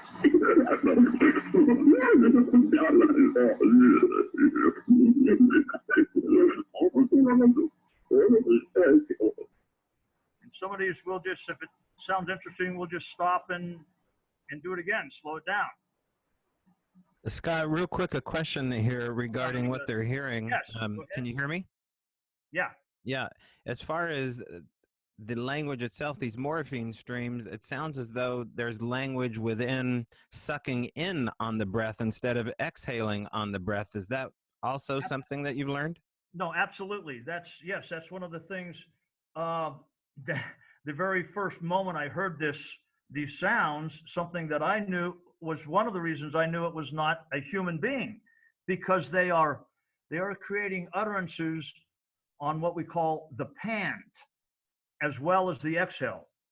Now, I'm going to turn this around here again real quick. I can kind of show you. Now, human beings are able to do this, but it's very difficult for us. In other words, we can talk like this if we want to, okay? But it's very, very difficult for humans to do that. These creatures, whatever the heck they are doing it with ease. And I think that's part of the reason that it sounds like they're speaking twice as fast as us, is that they are articulating vocal sounds on the inhale or on the pant as well as on the exhale. And you can hear it in every single one of their utterances. They don't speak like humans do, like take a big deep breath and then just yell all the stuff we want to yell out, and then no, they're constantly articulating while they are breathing. Is that something that you find in primate language as well? I mean, listening to chimpanzees or gorillas, do they exhibit that quality as well? Well, yes, they do. They make, we can't call them utterances. They make sounds, but they don't articulate language. The only sounds that chimpanzees make are what we might call the vowel sounds. They can go, ooh, ooh, ooh, ah, ah, oh, ah, ooh, right? But they do not have the apparatus that humans have. They don't have the tracheal tree, the vocal cavity, the teeth, the tongue, the voice box the way we do. And this has been also studied that the only reasons that humans were able to develop this is they had to first develop bipedalism. A biologist by the name of John Morley has become a good friend of ours. He made a study of this as well, found other scientists who had published this, that it was the fact that human beings became bipedal that allowed us to evolve the apparati that we use to articulate our language. And that's one of the most interesting things about these articulations, is that they are articulated in exactly with the same apparatus that we have, because they're exactly the same, except for they're doing it both on the pant and on the exhale. Did that kind of answer your question? Yeah, no, that answered the question here. Next question here from David. Do you use something other than the IPA symbols to illustrate the utterances? Yes, what he means is the International Phonetic Alphabet. Right from the start, I chose not to use that, because the reason that I was even got involved in this is because I wanted to learn more. I wanted to have more of this so that I could demonstrate that whatever this creature is, it's producing a language. It has a language. And so I created the Sasquatch phonetic alphabet, which you have a copy of. which you have the latest revision of that. And by the way, it's due for another revision because of things we've found. I created the Sasquatch phonetic alphabet based on really the NATO phonetic alphabet, with a bunch of sounds thrown in that humans don't, well, not that we're not capable of making them, we just don't do them often. Things like tooth pops and tongue clicks, things like this. I included those in the Sasquatch phonetic alphabet. But one of the main, and I get this question a lot, and I get it from academics who are pretty snooty about it. Well, why didn't you just use the IPA? Well, because anybody that's ever tried to use the IPA knows that it is notoriously difficult to understand. I created the Sasquatch phonetic alphabet for field researchers. And right in the SPA, there's a big section on, this is what I'm asking you to do when you're out there. Even if you're unable to collect these things on tape, try, and if you hear a morpheme stream, try to remember what it is, try to remember what it was, what it sounded like, and write it down using the Sasquatch phonetic alphabet, the SPA, I call it. So that's the easy answer to that question is, why did I not use the IPA? Now, hey, I don't care in the future what linguistics specialists want to take any of these sounds and transcribe them according to the IPA, or even take my transcriptions and turn them over into the IPA. But what good that will do anyone, I don't know. Okay, Scott, do you want me to go ahead and show that slide of the SPA? Well, you can show the SPA. It might, yeah, if you want to show it down, if you want to show down further where it shows the actual transcription key. Okay, let me get this that blown might up for be, you. Can you see my screen okay? Transcription key. Okay, let me move it around here and widen the view here. Okay. Tell me how low you want me to go. Oh, keep going. It's the last thing on there, I think. Okay, there we go. Yeah, there you go. That shows, that's the alphabet right there. And that shows, for instance, just a capital, what we would call an A, but it's an A as in can, okay? The one above that, as in father, and so on down throughout the whole alphabet, to include sounds that are compound phonemes. Then, of course, every transcription has to have an abbreviation key. And by the way, these transcripts are transcribed according to military standards of procedure. Oh, there you have this. There you have there. Now you're showing the very first part of the Barry Morhead, or on the Al Barry tape, and I could kind of read some of these off. Yeah, please do. First, you hear the whistles, and you've got the transcription key there with the W, okay? And then you have Ramho, Baruchahu, Vamvo. Let's see, Wamvo, Huhohu, No Plamentihu. Here you can see, you see the who on the end that you asked me about before? Those terminal expressions? Right. You said Dave was coming up with? The percussive huffs, he calls them. Then it goes, No Plamentihu, Narla, Nagoku Stepgakublem, Okuja, Frappe Hukle, Unikuogo wa? Adowaino, Muy Fuiko, Pico. Let's see, Kuono, Plenduchtish, Si Jao Glopumech. Paki Hoku Dutu Sexy. Now, Scott, these sounds that you're doing impressions of, for lack of a better Yes. term, Yes. you're not doing the inhale or what you're Oh, calling. no. No, but No, that would be impossible for me. So, yes, Okay. I have actually taken this exact page that you have here, taken it out there at the Sierra camp, crawled up under the big giant boulders that we think those creatures were coming from, and shouted this out. Now, when you listen to it on the tape, which you just have, it's much faster, much faster. So to those creatures that were articulating this, this must sound like a child or someone who is mentally slow, actually trying to duplicate these sounds. Yeah. And in your opinion too, I've heard you speak about this before.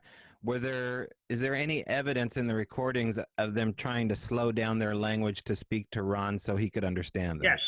Yes. Okay. Not in this tape, not in the Bräu tape. I couldn't find anything because I've gone back and forth and back and forth. And in the Bräu tape, which is what we're looking at here, and in fact what we're listening to, what I had on the transcription program, there's nothing in the Bräu tape that tells me that they were trying to communicate with the humans at all. It was all about, they were speaking to each other. Well, wait, I have to qualify that. Where I think they were communicating with the humans is where the big male goes off and just starts screaming at them. And not with language, but with very, very intimidating vocalizations. And I could, Ron played part of that, but if you see it all, how it takes place from one point to the next, it's really, really scary. And I swear, if I'd have been up there, I'd be dead because I would have ran off the nearest cliff. Yeah, there's a really famous part of the tapes where it's almost like this. Yeah, it's Is there language within that sound? No. There are a couple of little little phonemes, but most of it's not. Most of it's snarling and growling and what we would call ululation. In linguistics, that would be called ululation, like that. But nothing. Again, to answer your question, nothing at all that tells me that they were trying to speak language to the humans. On Ron's tape is very different, and he played you some of those where the being is going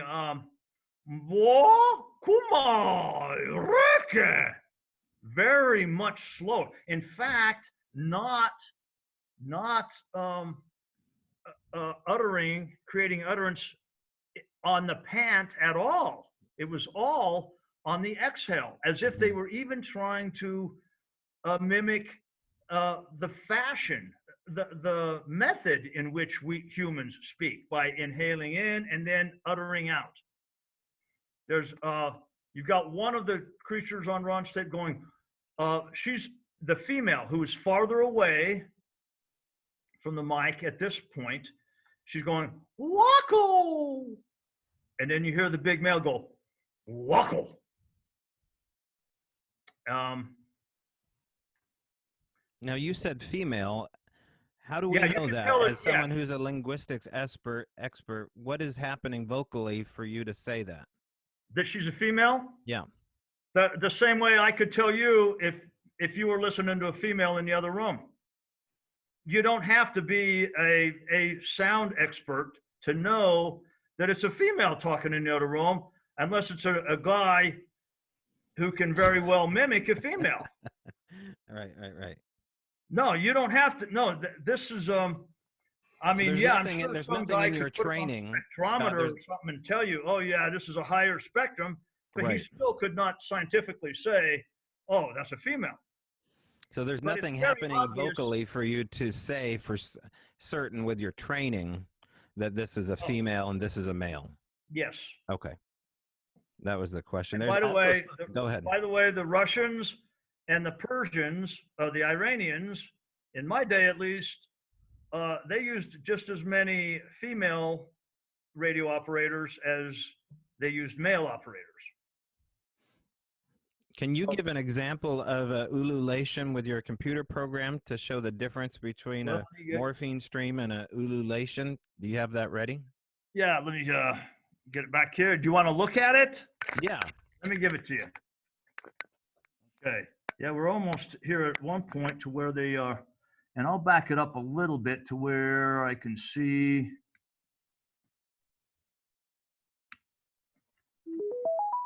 I gotta make sure my speaker here turns off if it's not, being prompted all the time. All right, right here's where he starts. Again here. You hear him go. I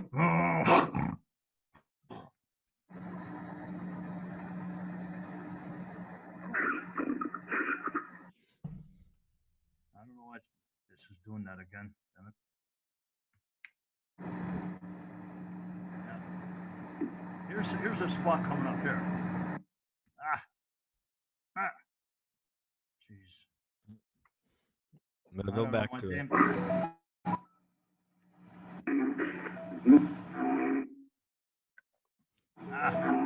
That's okay, Scott. It's almost like it's buffering. It needs a minute. Try this. I think this might do it. Now here's an exchange.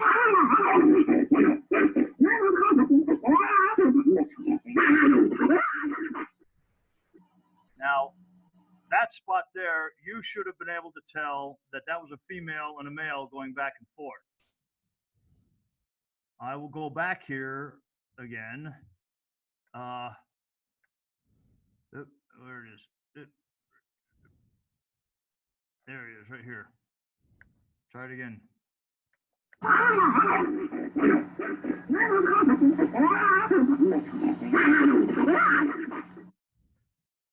You should have been able to tell the difference between that female and the male arguing about something.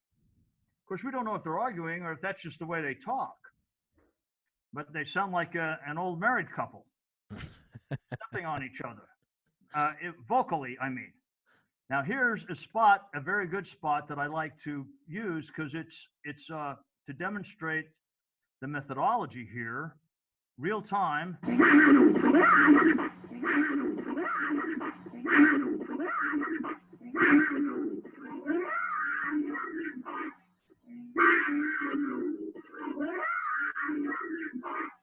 See, this is very clearly an articulated language that has syntax. In fact, all language does. Very clearly, Vananu wa nagibash.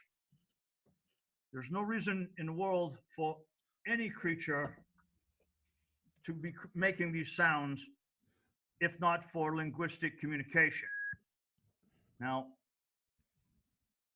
I will go over here, and you wanted to find some of the real scary ululation stuff. Let me put it back to real time again. Yeah.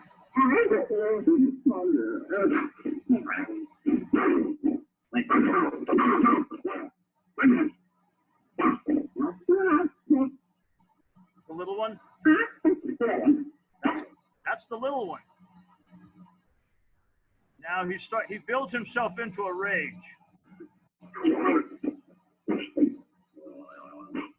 There's part of the ululation. Get through some of this dead air. Come on, Biggie. Come on down. Now that's the humans. Hello, boy. That's part of the other reason we know that I knew it wasn't fake. You can't fake that. Taping humans and Sierra beings vocally stepping on each other. Okay, Biggie, here comes some tips.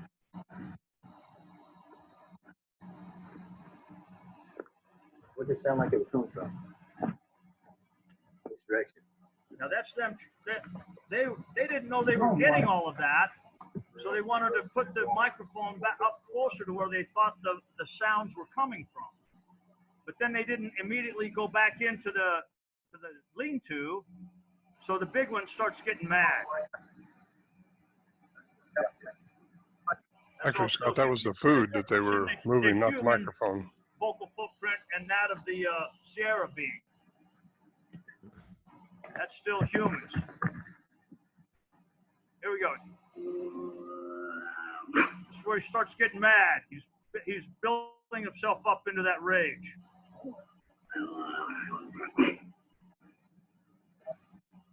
Here he goes.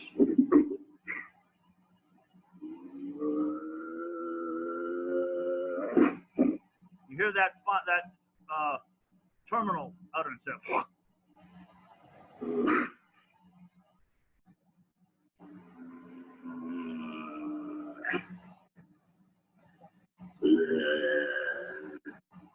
See, they're not going back into the tent yet.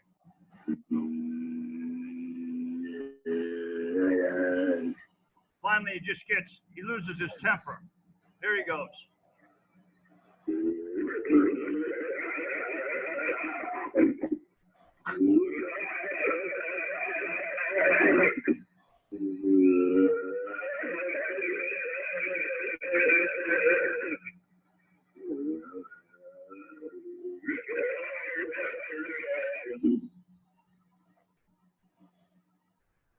Then they have a little argument here.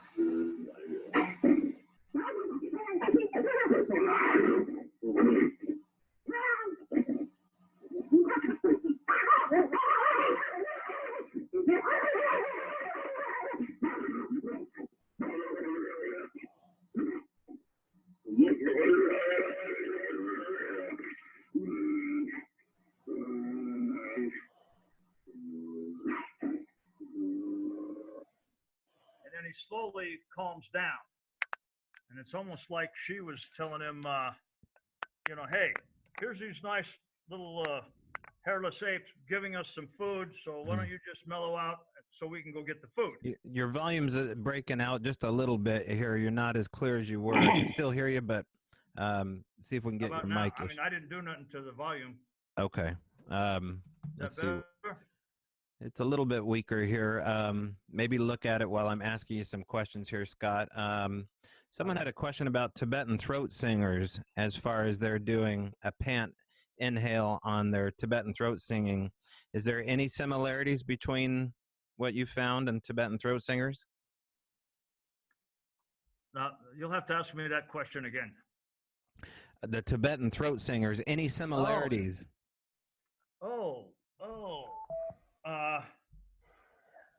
I know what you're talking about. They they seem to produce sounds that are unnatural for humans. If you're talking about the ones that they go very, very down deep, yes, they do create some sounds that are almost unhuman. But would they be able to do anything like this? No, of course not. Okay, Ron, and you were talking about Thinker Thunker basically agreeing with what Scott's saying here, but doubling up on it. And he put forth some evidence that in your sounds, he's found evidence that they're using more than one vocal cord in order to make this sound. Is that what you were saying? Well, he didn't say that. I had somebody else say that. Thinker Thunker says they do 5 octaves in one tone. Okay. Which the most any human can do is 3 octaves in one tone. You can do all 5 octaves, but not in the same tone.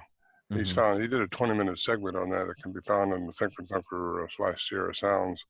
It's quite interesting to hear his analysis of this, because if I can just get it established by some university or some place with tackle of an engineer somewhere, and give a statement on that, one way or the other. I just need to know whether I can use it as credible. As much as we don't know. He did, anyway, just have to look it up and think about it. Throat singers, though, getting back to that, I had that suggested to me years ago, and I started listening to throat singers. They are unique. That's a trained attributes that they have to dig out. and use. But it's quite interesting. But it's nothing like what these things are making, sounds these are making. But it does travel over long distances. Another question here for Scott. This is from Jay again. Scott was almost able to reproduce this language. Could you theorize that this is human, a lost language or a lost tribe, Homo sapien sounds? Just curious. Well, they could be Homo sapiens if we categorize them the same way we categorize ourselves, as sapient, because it's language that puts us over the top. Now, if we're going to define these creatures by the same definition that we define ourselves, then we have to call them sapient. Now we could call them other things. We could call them what Linnaeus first called them. Really, we could call them caveman. Homo, which means man, troglodytes, man that lives in the cave. And the guy that invented, taxonomy, scientific taxonomy, even included them in our lineage.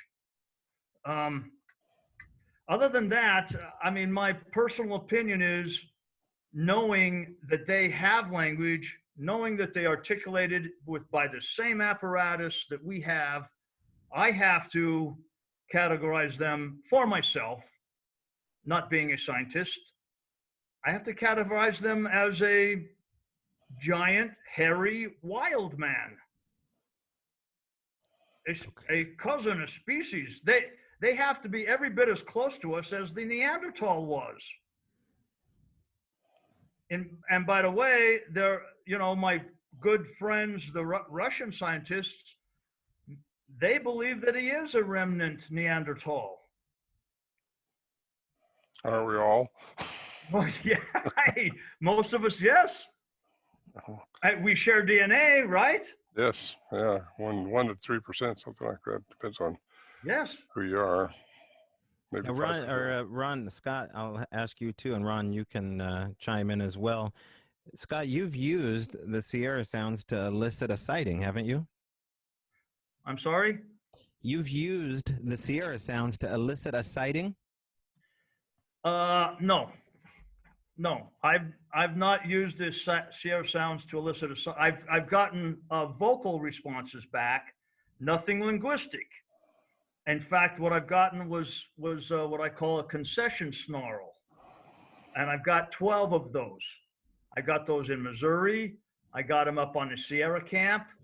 Well, those are the two places. Ron, you know where I got it over here in Missouri is where you went with me to the I can't say the guy's name because he doesn't want me to say it. The farm.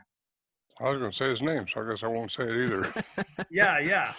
Only because he doesn't want to be inundated. He was inundated by BFRO people, and he didn't want that anymore. So he doesn't want me to say his name, but I got that response over there, and the concession snarl. The reason I call it that is because it's almost as if I could put myself in their mind. They're going, okay, these poor guys are really trying hard to communicate with us. And, they're not bad because they leave food out for us and they sing songs for us and they play a drum. So let's give them a little something. And I will hear this. It's like the huh that you're talking about before with a snarl that follows it up and trails off. And I've heard that 12 different times that I've documented down. What about names? Were there any names ever mentioned or directed towards Ron or vice versa? Was Ron's name ever used or Al Berry's name ever used in a stream? No, but there are places where it really sounds like they are calling one of the other ones a name. Well, I mean, Ron, there was that time that I heard my name right after the next morning after I saved your life. Remember that? Yes, I do. You had more than that happen, though. Yeah, Okay. that was right. That was right before we got up and saw the horses, you know, up the one upside down. Okay, But wait, now anyway. hold on. You guys we got to start. We got to go from the beginning here because we looked at the slide and I've heard bits and pieces of the story, but I haven't heard it all. So let people in on what happened that day or that weekend. Oh, gosh. Oh, There's so many people All that right, don't we know were how trying to get incredible up to the this is. camp, Scott and I. I had a pack animal, which wasn't really a pack animal, but it was mine. I'd been feeding it all winter, so time to make it pay for itself. I was packing her. I got a trail-ready horse, suppose I just bought a few weeks before. That's supposed to be a good trail horse. And I gave Scott Moe, my really good trail horse that I knew could make the trip up there. And Scott got on her. I got on mine, and right off the bat, we couldn't even make it up halfway. Horses got spooked at different things. It could have been anything. You don't know because these all but Mo. Mohead's the only one that'd been up there before the one Scott was on. So he was out ahead of me a couple hundred yards probably, which I kind of regretted later when I had my horse throw me and I was off and sprung my wrist, broke one of my reins on the horse's bridle. So I was trying to manipulate the horse. Still, I had to load up the pack again because the mare went off the edge. It was a nightmare.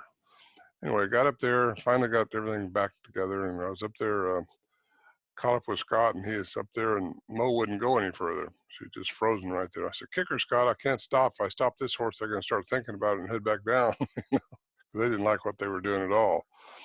But she wouldn't move. Sure enough, my horse started spinning around. Okay, I might as well jump off this sucker because he's fixing to throw me again. So I jumped off, landed where I wanted to land, and started walking back down to catch them because I knew they wouldn't go very far. I went down past those big rocks, you know, Scott, that where those are, and he was standing down there, and by then my feet were really hurting because I'd taken. This was getting late in the day already. Scott said, "We're not going to make it." I said, "I know we're not going to get to camp. We're going to stop somewhere and camp out on the way, or else go back." So we decided, I think, kind of to go back. Scott, the horses go back, but they wouldn't go forward any. Something was, we don't know again what was spooking. It could have been anything, a mountain lion, a bear, whatever, but it was a nightmare of a day.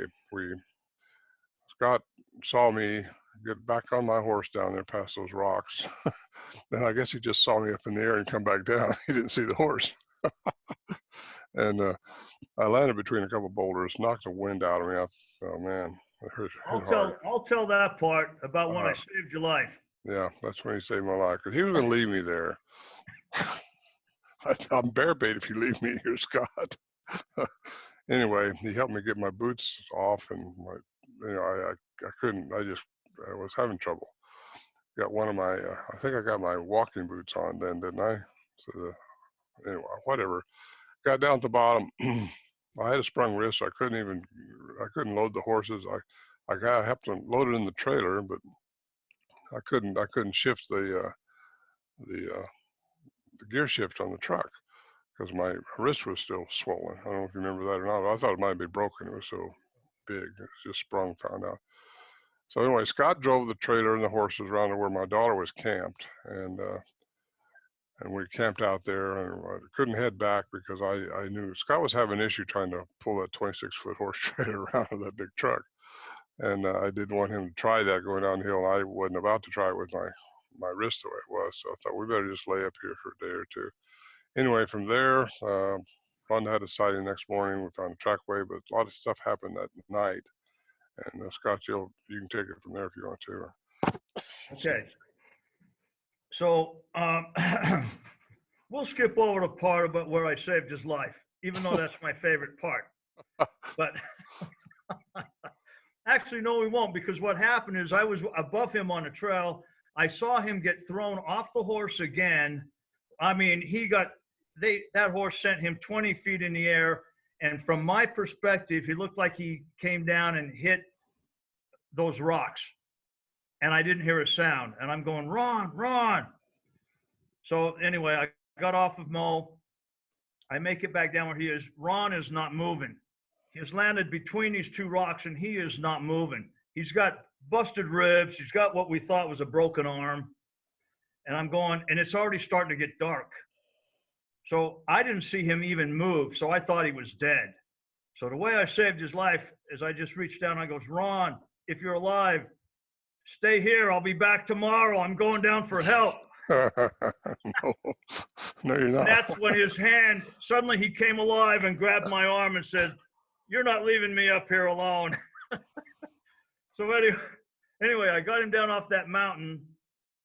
And the next morning, somehow we got him set up in the tent and he could hardly move. And that next morning, before the sun came up, I was starting to rouse, and I'd sat up on my sleeping bag on my side of the tent, and just to where the mountain starts, and the mountain, the cliff that goes up to the Sierra Camp is right there, goes all the way up. It couldn't have been 20 yards away from me, and there was a dirt road. The dirt road ran between our tent and the side of the mountain there. And I barely sit up and I hear this, Scott. I hear my name pronounced very clearly by what I felt was a female voice. And I goes, what the, did you hear that, Ron? Ron said, yeah, Ron says, did you see it? Because it wasn't light yet. Ron said, was that Rhonda? They were still over it with the people camp, at least a couple miles away. There were no people there. Ron said, did you see any headlights? I said, no, there's no cars out there. There's nobody over here. He said, you're sure that wasn't Rhonda? I said, yeah, I'm sure.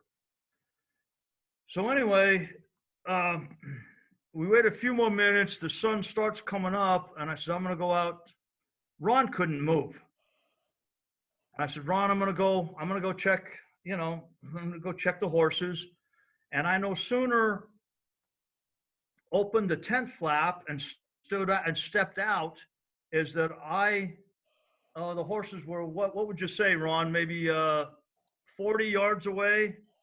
Oh, 30? maybe 40 feet. Oh, well, yeah, they were picketed.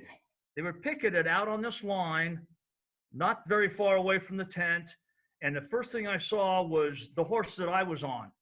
The horse that at that moment, I had credited that horse with saving my life up there the day before, because Ron's horse did not help him.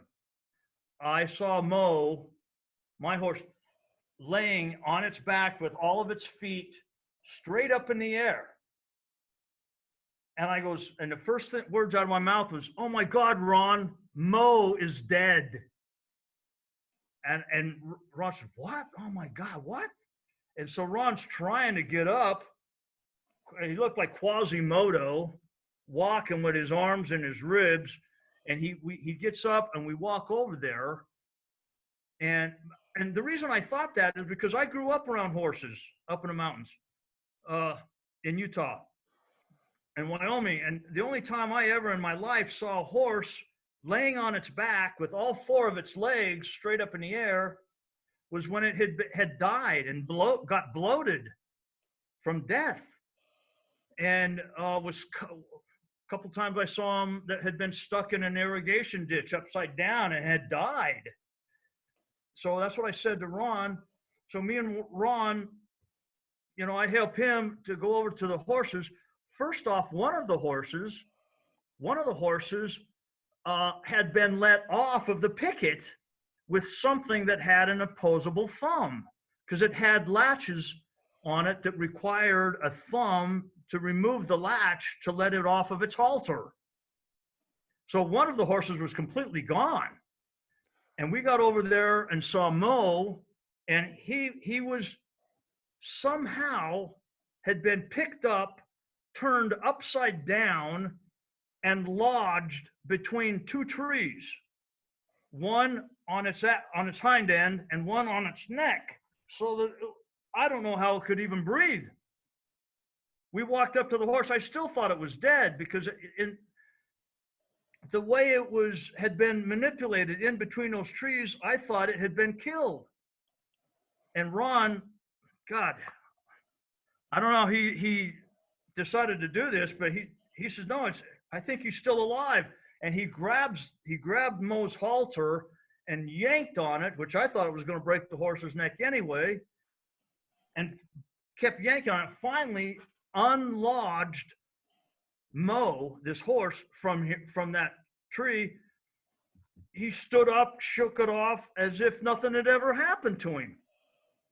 Of course, he had scrapes and bruises and cuts all over him from the previous day and whatever had done that to him that night.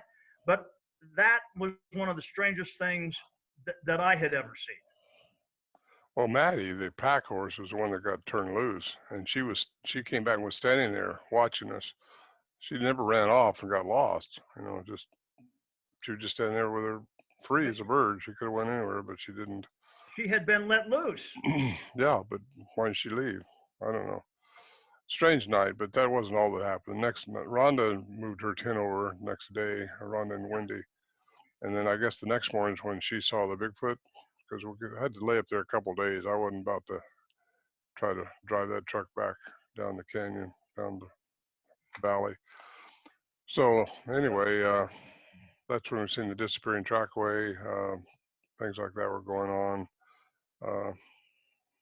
Scott thought he felt, well, I won't say what you thought you felt, but there's a lot of strange anomalies around these things.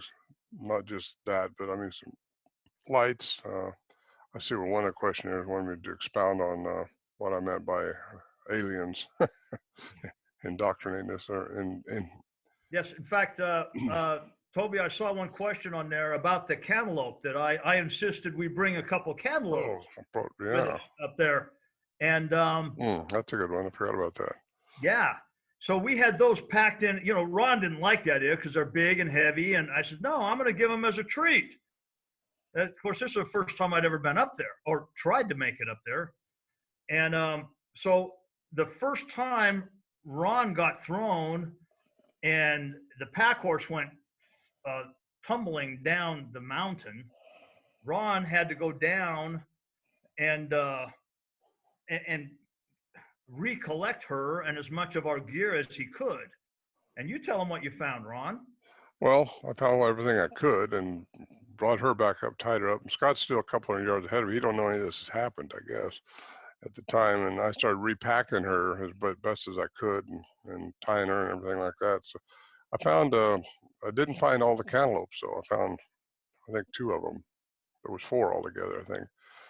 Anyway, when later on, a few hours later, when we was heading back down, when all this other stuff started happening, I found a cantaloupe, not where she spilled them, but over on the trail, one of those switchback trails, and it was eaten out. I mean, like, I don't know. Taking a bite of it. Well, it just, a bird, I thought, well, could a bird done this? It was cleaned out, just so cool. And I should have took pictures of that, but I wasn't feeling like taking pictures of anything, much less that. Felt like killing a horse right there.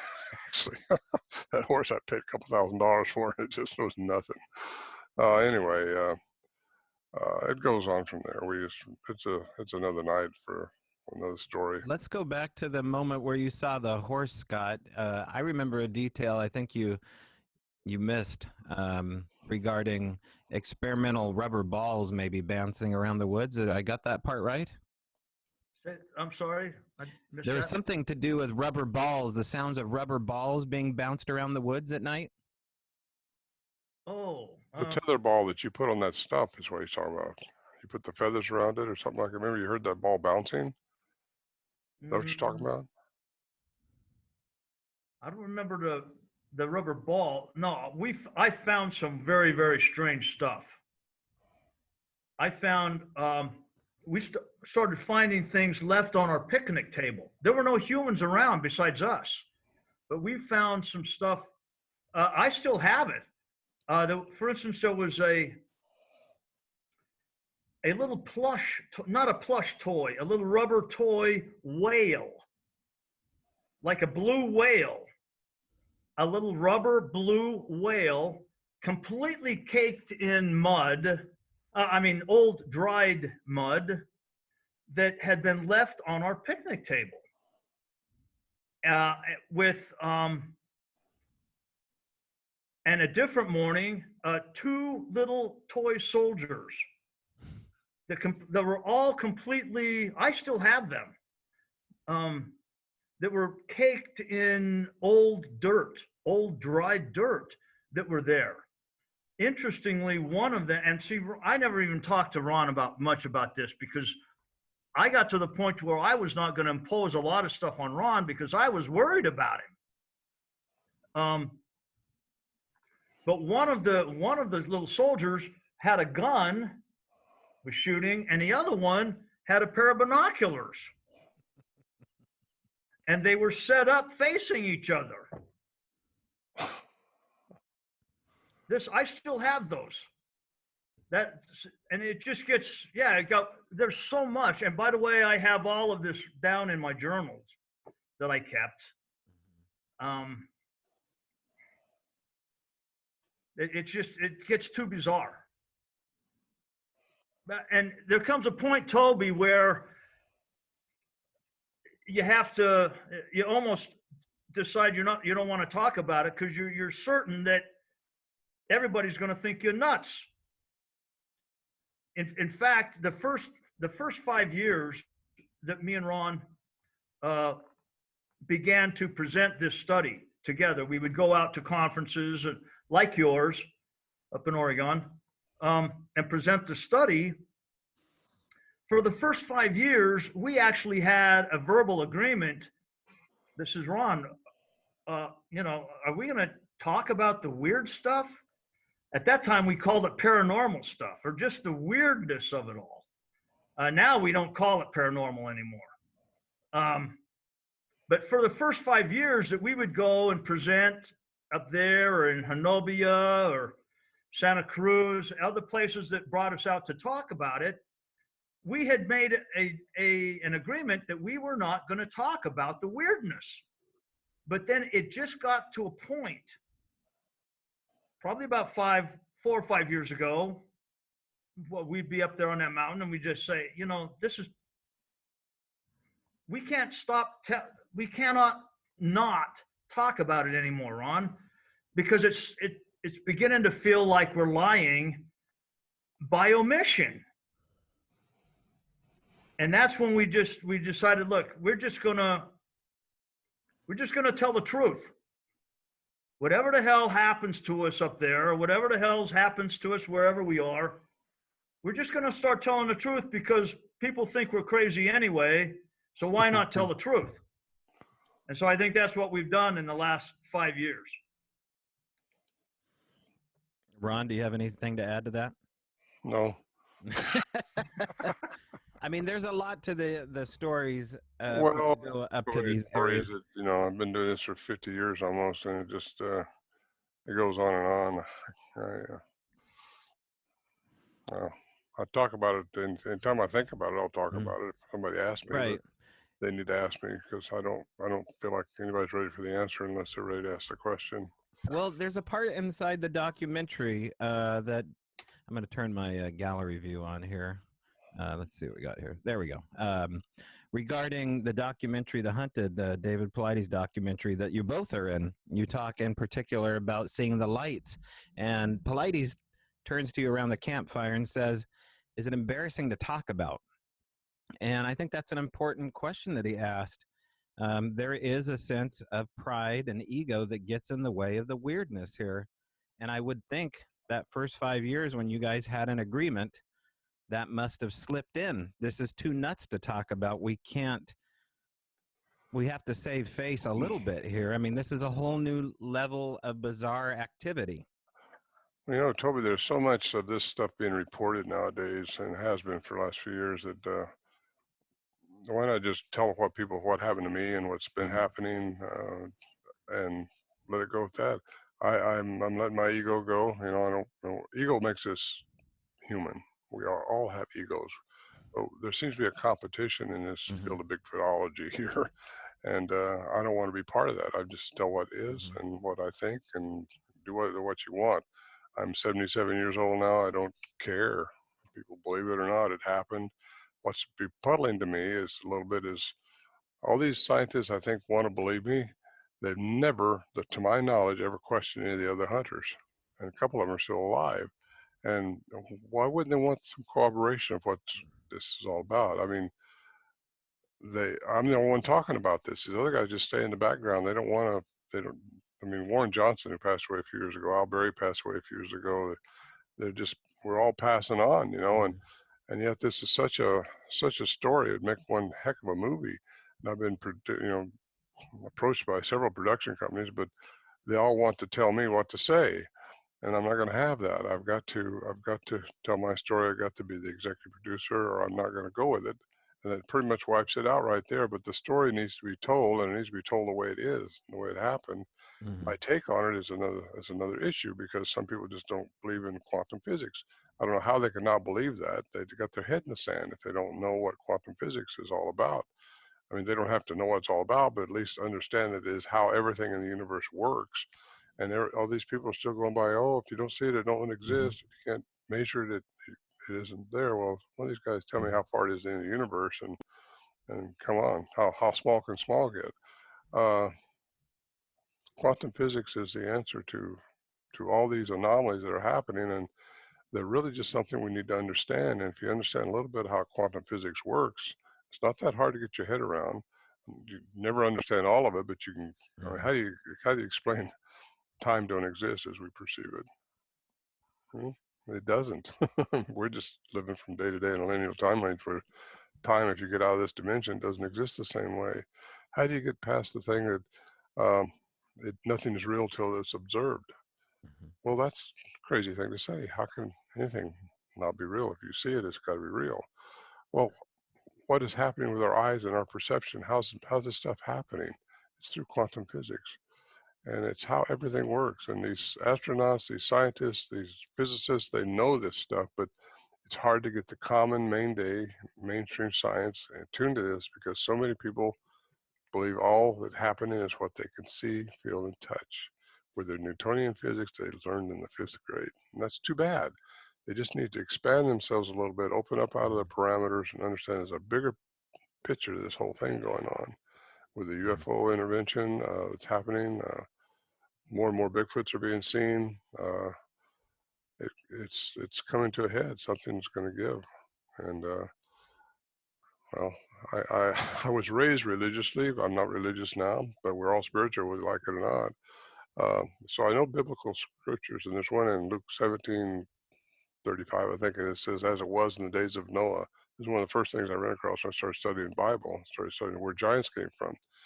Well, Christ said, as it was in the days of Noah, so should it also be in the second coming. Well, I want to find out, well, what was it like the days of Noah? That's when aliens were intervening in humanity, changing the genome, creating Nephilim, the giants.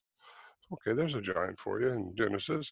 You get into the book of Enoch, which is not canonized, but you can start studying all this stuff, and stuff starts coming together for you. And it's a bigger picture. As it was in the days of Noah, well, if that's happening, then UFOs are coming here now. They're going to be more and more. Aliens are going to offer us advanced technology, which you got to watch for, because just be careful. There's a dark side out there. There's a good side too. And we all have what they call guardian angels, if you have, but that may be the mind speak that you're hearing sometimes when you go to right instead of left.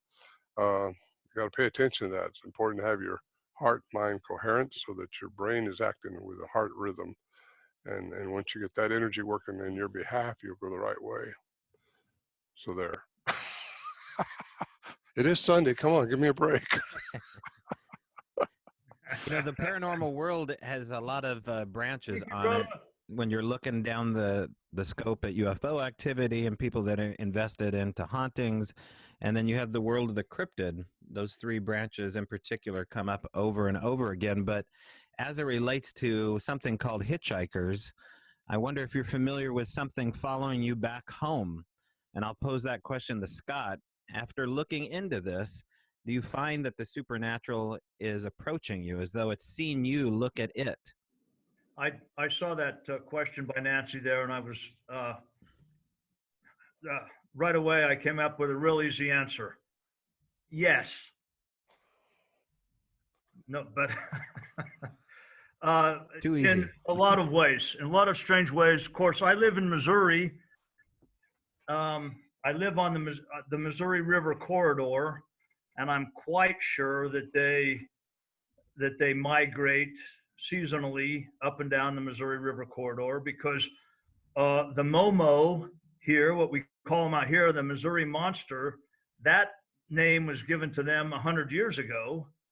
And there are hundreds and hundreds of newspaper articles going back 100 years. They, I think it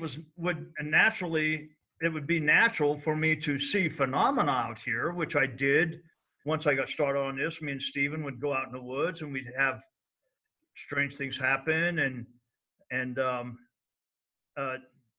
different vocalizations. Nothing linguistic, by the way, again. But again, a couple of those concession snarls. But beyond that, just being out there in the woods and being squatchers, because Stevie loved doing it so much. I lived in a house in Lone Jack, Missouri that butted up against a huge area of forest, a conservation area actually. And I had red foxes out there. I had some bird feeders out there. I loved the birds, the big woodpeckers that would come and stuff. So anyway, I had a rock out there in the back that I would leave food. I didn't feel like throwing food away when I could take it out there and give it to the foxes or the coyotes. So I started leaving food out on this rock. And me and the kids, we just called it the food rock. So go give it to the food rock, and, me and Ron had been doing this but I never imagined anything other than foxes or coyotes coming up. I suspected that there were Sasquatch beings around, but not at my house. And then I started finding a particular type of little rock, and it would always be laid. And I know coyotes are not doing this. I know red foxes are not doing this. And they would be of a different color each time. Sometimes they would be a pinkish color, but they would be almost a complete sphere, a little circle, maybe a little flattened sphere, but completely smooth, like it had come from the bottom of a stream of some sort, which I had no real streams going past my house. Something was leaving, and I have almost all of them. One of my ex-girlfriends took a couple of them, but I have some of them, and they're varying in size from all of them fairly big, from about that big to 3 inches in diameter, and they were all laying either on top or very close to this what we call it, the giving rock, because we were giving food to the animals. That was one thing that I cannot explain. I don't think it was coyotes. I got one. Okay, go for it. Well, I think I've talked about this before, but up at the camp one evening when these beings were around, after we all settled in the shelter, I say all, there's 3 of us up there, Bill McDowell and Lewis Johnson and myself, and we were bedded down inside the shelter. We heard this clicking noise out by the stove, sounded like a rhythmic clicking, and didn't know what to think about it, but it kept moving up towards our shelter, which is probably, maybe 30, 40 feet away. And as it got real close to the shelter, all of a sudden it was inside the shelter, the clicking sound. We turn our lights and it stops immediately. Turn the lights off and it starts again. This went on for quite a while, and anyway, later, all of a sudden stopped. But later down in the valley, I was out at my pasture irrigating, and I heard this clicking sound, the same sound, like castanets. And I looked around for it, and I couldn't find it. And I couldn't find the source of it, but it kept clicking. And I asked Bill about a few years later, I asked him, Bill, did you ever have anything happen to you at home? because I've had, you know, pounding on my house and stuff like that, my ranch house and stuff like that. But this was a definite daytime something went on. He said, "Yeah, remember that clicking sound we had at the camp up there?" I said, "Yeah." He says, "I had that in my place down where he lived in the valley. Follow him." So it's like whatever it was, we don't know what it was, but it had come to us again at our homes. And I've heard a lot of people report about these things messing with you at night. I call it the witching hour during the night. Generally, it's when it happens, but these were the daytime. And it's just interesting stuff, because the witching hour is when the our frequency lowers, our bodily frequency, when we start to go into the alpha theta state of sleep awareness and get into almost a dream state.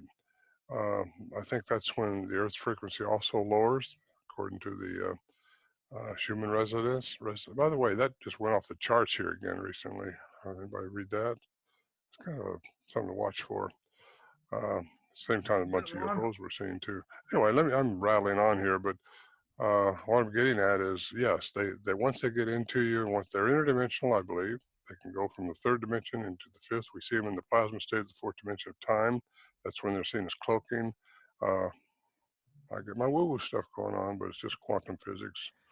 And it's how things can really work and the science behind it. Al Berry told me one time, he says, "Whatever you do, stay with science. Don't talk about the woo-woo stuff." So I tried to stay with science, and I got into quantum physics. I asked a couple of guys years and years ago, professors that I knew, what do you think about quantum physics? And because they believed in the Bigfoot, but it hadn't been proven yet. They said, "Don't even talk about quantum physics. You know, you can't get a body, bring it in, and let's cut apart. It's not going to exist." So that's unfortunate. We don't have academia on board with this.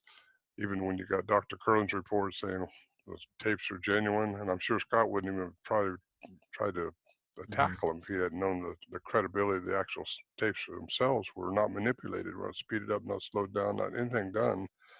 Yet you get academia that still won't tackle it. They're afraid of their tenure, maybe afraid of not getting the funds for the next project they want to do. They can't lose credibility within their community of golfers. But it's just shame. Toby, I just thought of something very, very weird. That you mentioned synchronicity before. If you don't, I don't mean to butt in on you, Ron. Oh, go ahead. I'm just rattling. But here I was doing this with Ron. We'd been doing this for about 5 years, and at Wentworth College, where I taught for many years, they were putting up a new display case of old alumni, right? And so I was interested in that, some good old pictures of alumni, and I'll be damned if they didn't put up a picture of Marlin Perkins. And I said, and they even put up a little thing that had the thing, and the people that were doing this had no idea that I was involved in this research. They even put up a little plaque in front of this picture of Marlin Perkins. I don't know if you guys know who Marlin Perkins is. Mutual of Omaha.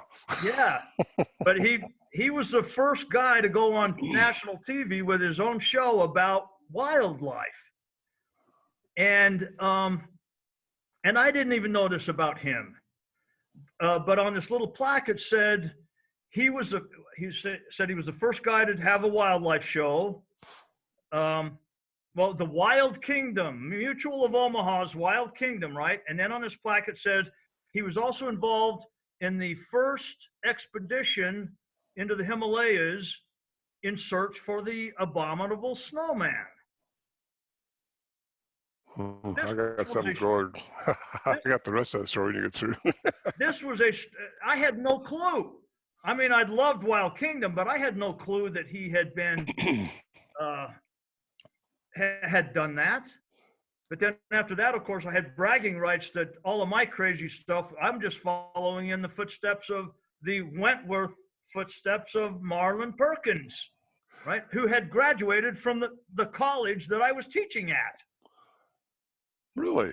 Oh, I didn't know that part. Yes. Peter Byrne, who most of us know that name, who I brought up in my presentation earlier, he was really the first guy on the Tom Slick expedition to go over there and start investigating the Yeti, the abominable snowman.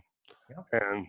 And the big deal was the finger, the hand, supposedly from a Yeti, all Yeah. guarded by the Sherpas up there. And he actually got the Sherpa drunk one night and replaced one of the fingers of the Yeti with a human finger.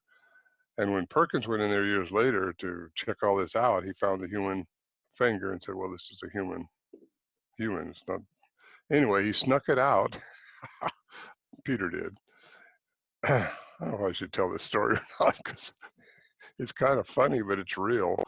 And he snuck it out in Jimmy Stewart's wife's lingerie, and because they were good friends, Jimmy Stewart and Peter Byrne. And anyway, it ended up over in Europe someplace. It's gotten lost somehow, because no one knew about DNA in those days. This is in the 50s, you know, 50s, 60s, right in there when Peter was doing the safaris over in the Nepal. So there's the rest of now you've heard the rest of the story.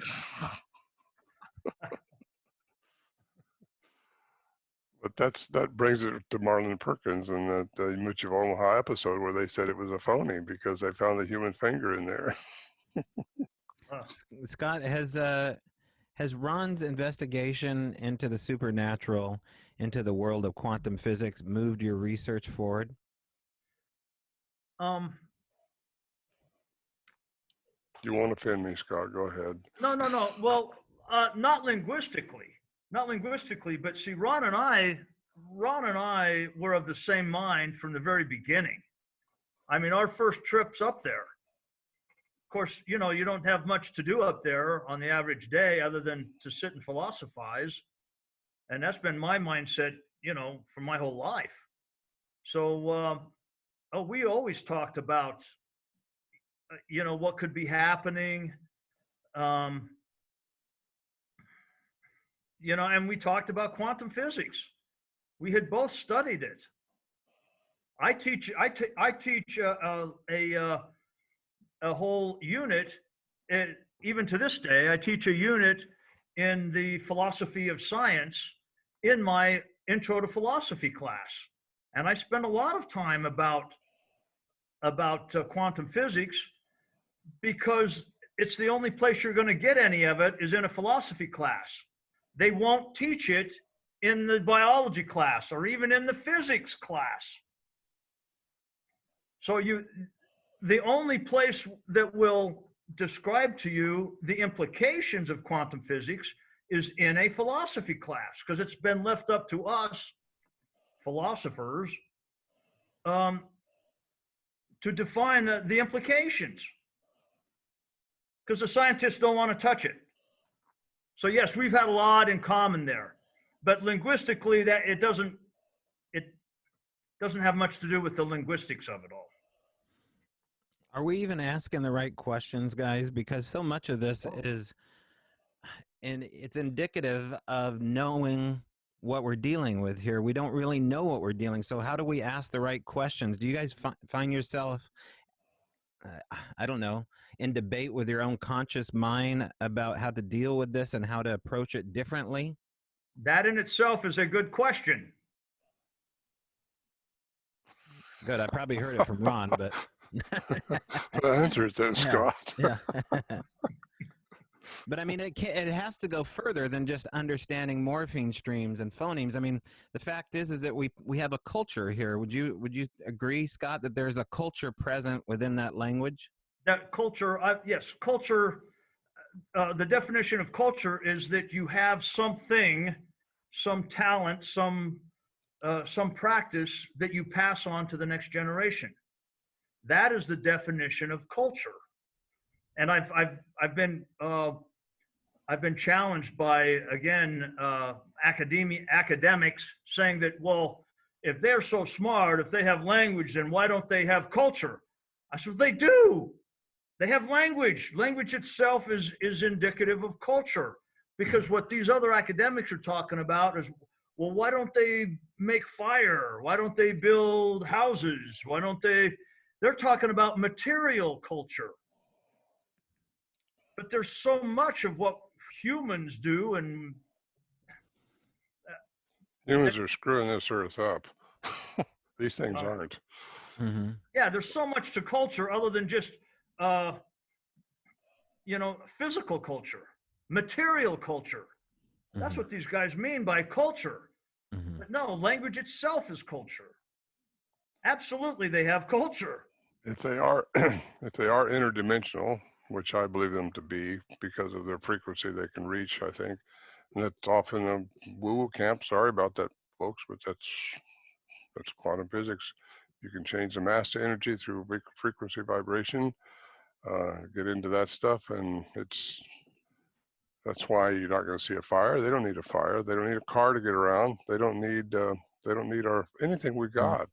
People used to say, well, we got to protect them. Let's shoot one so we can protect them. That's ridiculous. That's the stupidest thing.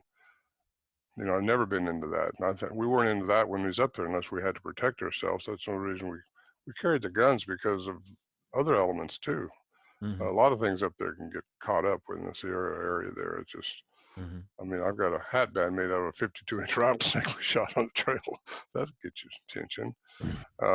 Anyway, it's just, well, where was I going with all that? I don't know. But Well, let me ask you this, Ron, regarding the 40 plus years of you looking into this, and Scott, are there any examples of a language existing in a culture that doesn't have religion? And if so, can we speculate about spirituality? I use the word religion, but spirituality, let's stick with that. I would think that every language would have, a culture would have some kind of spiritual core, believe in something greater than themselves. Has that question been asked? Ron, may I answer that quickly, and then that you take that? okay. We know that human beings have had language for at least, most linguists will say, at least 150,000 years. Spoken language the way we speak it now. Of course, it took much longer to come up with the written language and things like that. But I believe that we've had, in fact, there's archaeological evidence that we've had religion for even longer than that. Because there's evidence that the Neanderthals had been buried with some ritual, that Lucy had been buried with some ritual. That's going back a couple million years, right? But certainly, I believe, and there's a lot of evidence that I've read, published, that will state that we have had religion ever since we were able to ask the questions. Ever since we had language, certainly we began, as soon as we had the ability to ask the questions, we began asking the questions. How did all this happen? Who made this? It's got to be a natural thing for us. So I personally, I believe that yes, once we become sapient or sentient, we began asking the questions and we adopted religion, or at least spirituality, as Ron would say. Ron? Well, I think we're all spiritual. We're all energy. I said Right. this earlier, at the most minute part of our existence, we are energy vibrating at different frequencies. That energy can't die, it passes on. That's true with any animal, any body. We are unique in the fact that we are humans, and we're made in the image of, okay, I'm going to say it, God, whatever that is. But I think the troglodytes did evolve, like Darwinism says, so it does not explain our consciousness. It does not explain telekinesis, not explain some of the attributes that we seem to have that Bigfoot might have. He's a little bit more advanced than we are. Some of that may be evolved. Some of it may just be inherited by their creator, whoever did that. But there's a bigger picture to all this stuff. And spirituality, yes, these things, if they can go from the third dimension and exist in the fifth dimension, they're not involved at time like we are, unless they're in our three-dimensional environment. Then they're subject to our three-dimensional rules and laws. They can be shot, things can happen to them, but they can also change their frequency vibration to go out of our perception into the fifth dimension, You see them sometimes cloaking in the plasma field of the fourth dimension of time. That's where the ghosts are seen. That's where a lot of things are seen. Depends on the temperature. That's why a lot of things happen during the witching hour of nighttime, because that's when the resonance of the earth changes. That's when we change. That's when things can happen. Spirituality, yes, they are spiritual beings just like we are. Okay, real quick here, Ron, regarding proof, scientific proof. What do you think of scientific proof of actually bringing in a body of a being? Where are you at with that? I don't think it's going to happen unless it happens by accident. But even when it does, supposedly, like Glenn Beck did, he shot one point blank at their Mount St. Helens in 1924, supposedly. They never could get the body. A lot of people say they've shot him. They don't ever find a body.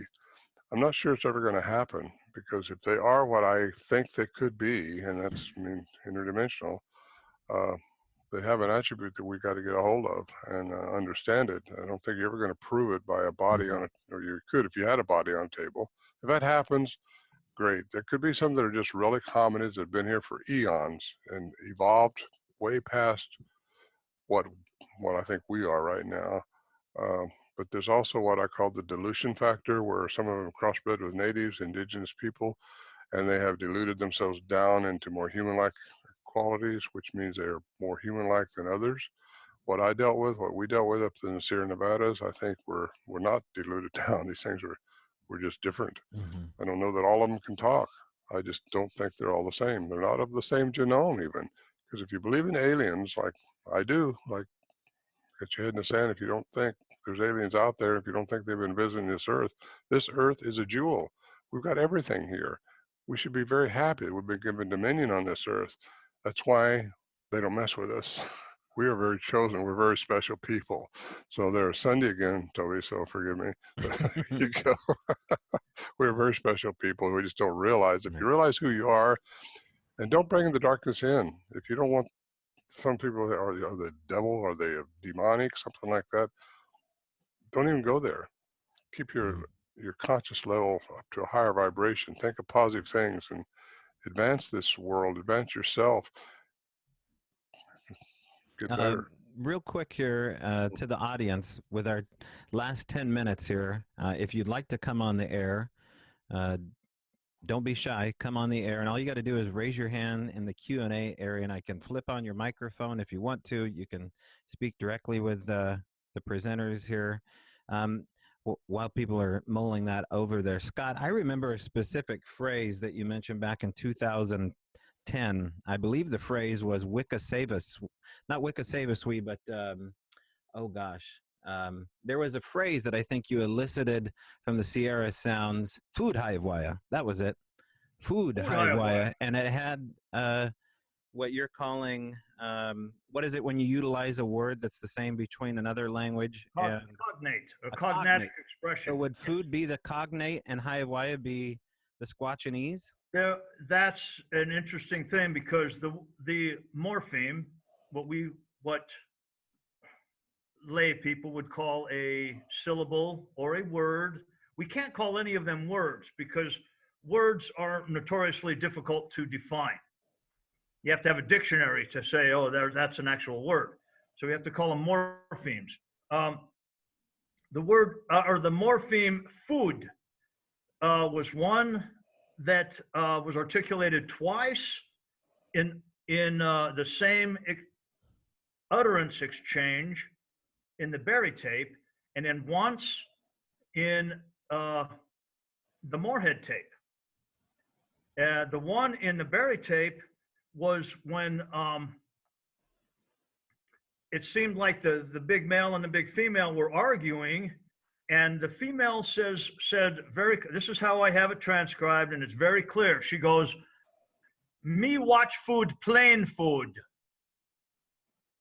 And you know, you have to be careful of this, but you have to document it as well. That is a very good pidgin, meaning half English. That is a very good pidgin for, I'm watching the food and there's plenty of it.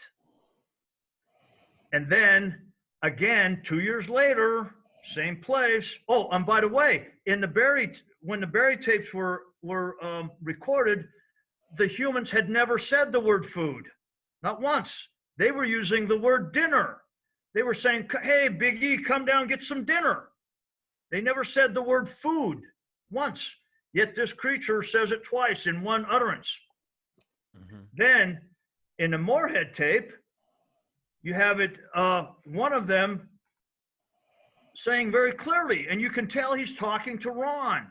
He says, "Food haya waya, food haya waya," which phonetically is a perfect pidgin for "Do you have food?" Food haya waya, or food have ya. They could have been trying to say, "Food have you?" Or do, Well, we was cooking food at that time for dinner. Had it on the stove. Yeah, see, I know that. That's you have to collect all of those elements at the same time to understand what's going on. Hey, I'm going to bring on Jay, since he was the first in, and he's like the Marine Corps, first in, last to leave. He wants to talk to you guys here. So, Jay, you're up. Can you hear us, Jay? Let me. I think you might be on mute. So. There he is. Okay, there I am. There you are. Go ahead, Jay. How's it going, guys? Very well. Good to see you, Jay. Hear you. You guys can see me? No, we can just see your name. You can just see the name. Good. Oh, there, Jay Bachoshin. That's how you say the name. Hey, I just wanted to thank both of you guys, both Ron and Scott. I've learned a lot because I've been listening to the Sierra Sounds for a long time. And Scott, I thought you could almost imitate those things perfectly. It was really good. But I just wanted to thank you very much. It was very educational. And I definitely appreciate your guys' time today of doing this. Thank you, Jay. And he's got a film, Finding Jay. Anybody wants to see how research is, Finding Jay is a good thing to see it with. Well, you get on Amazon Prime. I appreciate that, Ron. I really do. I'm sorry, I still haven't seen the end of it, but I got to get to that point now where I see that smoke, looking like smoke going through there. I don't know if it's a campfire you had or if it's something else, but. I can tell you that I did not have a campfire going, but when you get to it, look at the timestamp. I will. I just got to go through it again. Mm-hmm. Yeah, and definitely let me know. I know, like I told you before, it's a 2-hour documentary, but you think that's long. Before the cutting room floor happened, it was longer than Avengers Endgame, and it was like close to 3 hours. So I cut it down the best I could.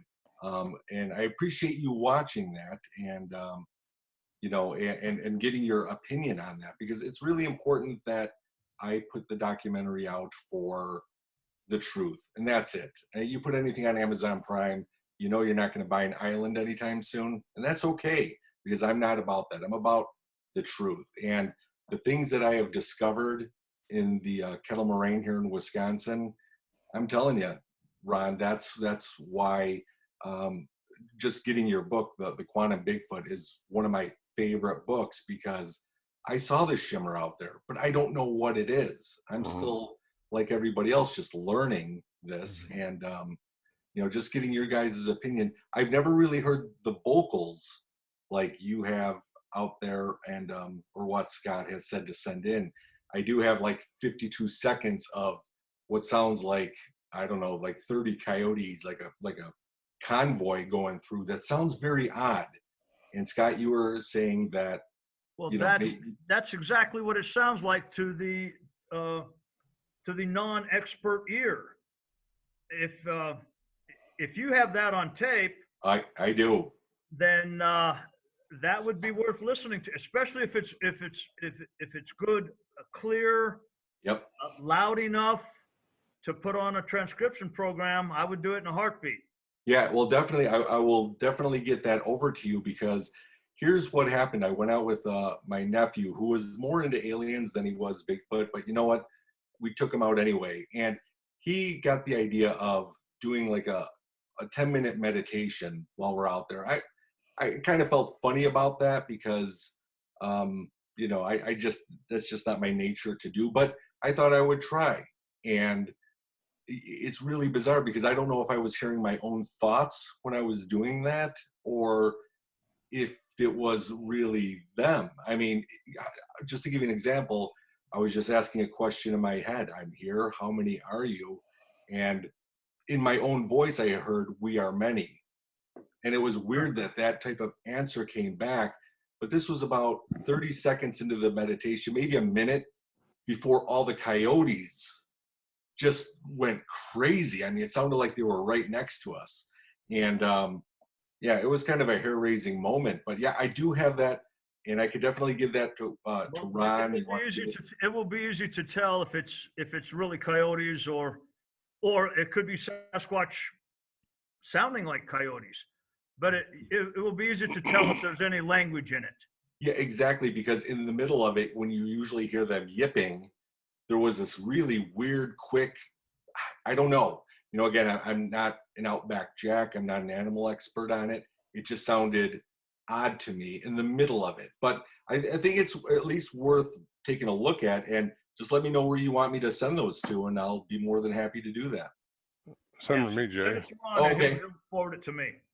Oh, okay, great. And then what I could do, Ron, maybe could I, because it's a pretty big audio file, should I Google Drive it to you or WeTransfer? I would go WeTransfer, Jay. That's never let me down. Okay. Yeah, and Ron, WeTransfer is just a file sharing option. You'll get an email from him, a data dump, and you'll have to upload it. But it's so flexible that anybody listening who's not using WeTransfer to send all of your big audio files, you're missing out. It's super simple. And Scott, I would recommend it to you as well. WeTransfer.com. No membership, nothing like that. Huge files. I mean, thousands of gigabytes. I put my IT guy in charge of all of that. Okay. Well, no, that's good. So that's what I would like to do. Like I said, I don't get too much audio or vocalizations out there. Maybe some odd things, but nothing that would resemble anything captured in 2016 in the Kettle Moraine. There was one point where it sounded way off into the distance, and I wasn't able to record it, but it sounded like two Russian guys in a conversation. But it wasn't as loud as the Sierra sounds, obviously, but it was, I was like, who is out here having a conversation, you know? So, yeah, I'll definitely get these to you, Ron. Yeah, if it sounds like two Russian guys, I'd like to hear it. Mm-hmm. Yeah, well, it seemed like it was so far out into the distance that and I use an H1 Zoom for my audio device, and I keep it right on my vest, try to get the best sound I can. By the way, to everyone, I can't, I don't accept anything that has been altered in any way or cleaned up, as they say. Right, like don't clean anything up before you send it to me. Gotcha. Yep, I'll send you the actual audio file to Ron, and then you guys can. And again, I honestly, to me, I think they're coyotes, right? But I'm saying under the circumstances of what we were doing right then and there, you know, doing that kind of that meditation. I don't know. Is it just an absolute coincidence? I don't know, but it's worth it. As soon as you said different sounds of coyotes, that sparked it. And I thought, hey, I'll send it over to you guys. If it's coyotes, it's coyotes. If it's not, then we go to the next step. Cool. All right. Thank you again, Jay. Well, thank you so much, guys, for this. I mean, I didn't mean to take up all the time. I don't know who else has questions or whatnot, but Ron, I love you, man, and you are a great guy. Thank you so much. Thanks, Jay. I appreciate that. You're welcome. You're welcome. All right. All right. Talk to you guys later. Thanks, Jay. Thanks. Well, unfortunately, we're at our hour here. We're coming to a close. Ron Morhead, thank you again for providing an afternoon for all your fans. Scott, thank you for providing an afternoon for all your fans. I think that something's going to erupt out of this before, you know, I knew that the Sasquatch language conversation had kind of fallen short, way more short than I was hoping for, but I really want to help reawaken this. So my question to you, Scott, is before you leave, is we need to get the the language paper back out on the internet in a form to where people are looking at it again and diving in. Is that something that I can post and start advertising more? Which one? Well, your paper that you SPA, put out, your yes, Sasquatch SPA. phonetic alphabet. You can put it out there. It's on Ron's. Mm-hmm. It's also on Dave Paulides' website. It's out there. But again, it needs to be revised again. Okay. But by all means, it's a public domain. Okay. I didn't publish it to get any kind of a academic notoriety or anything. I'm just doing this because I don't know if there's anybody else out there willing to do it. And that's it. All right. And again, this video will be available. I'm going to give Ron a copy of it. It's going to be up on my website. I'll give a copy to you too, Scott. It'll be a little harder to get to you, but if you want it, it'll be available. I think there's a lot of good information here. And any last words from you two? Thank you, Toby. Yeah. Thank you, Toby. You're a good man. All right, Charlie Brown. Hey, everybody, stay safe out there. Wash your hands twice. And we will see you in the trees, as we say at Strange Bräu Radio. You're welcome. Thank you.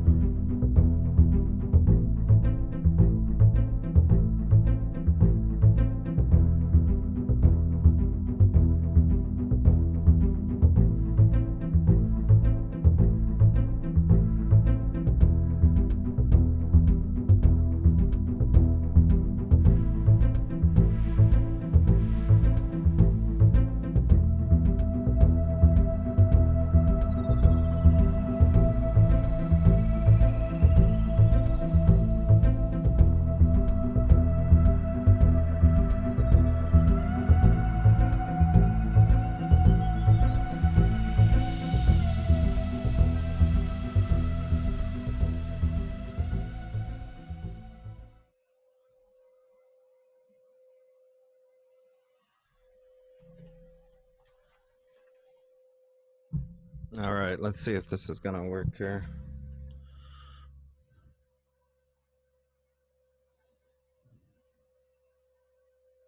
You hear me? There we go. I had you. You were on mute there, Scott.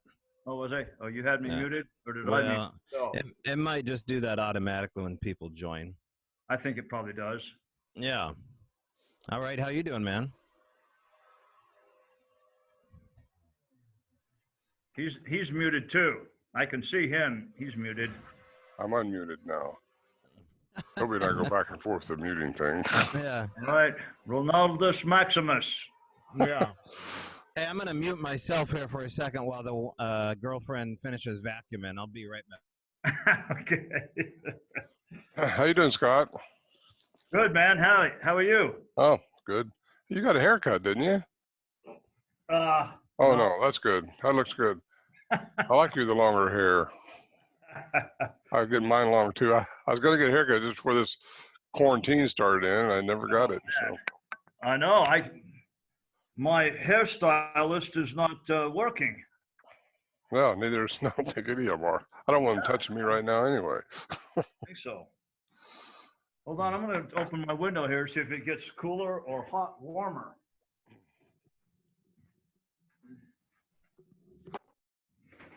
Ooh. Oh, that's better. Yeah, I want to leave the window open because if I use my air conditioner,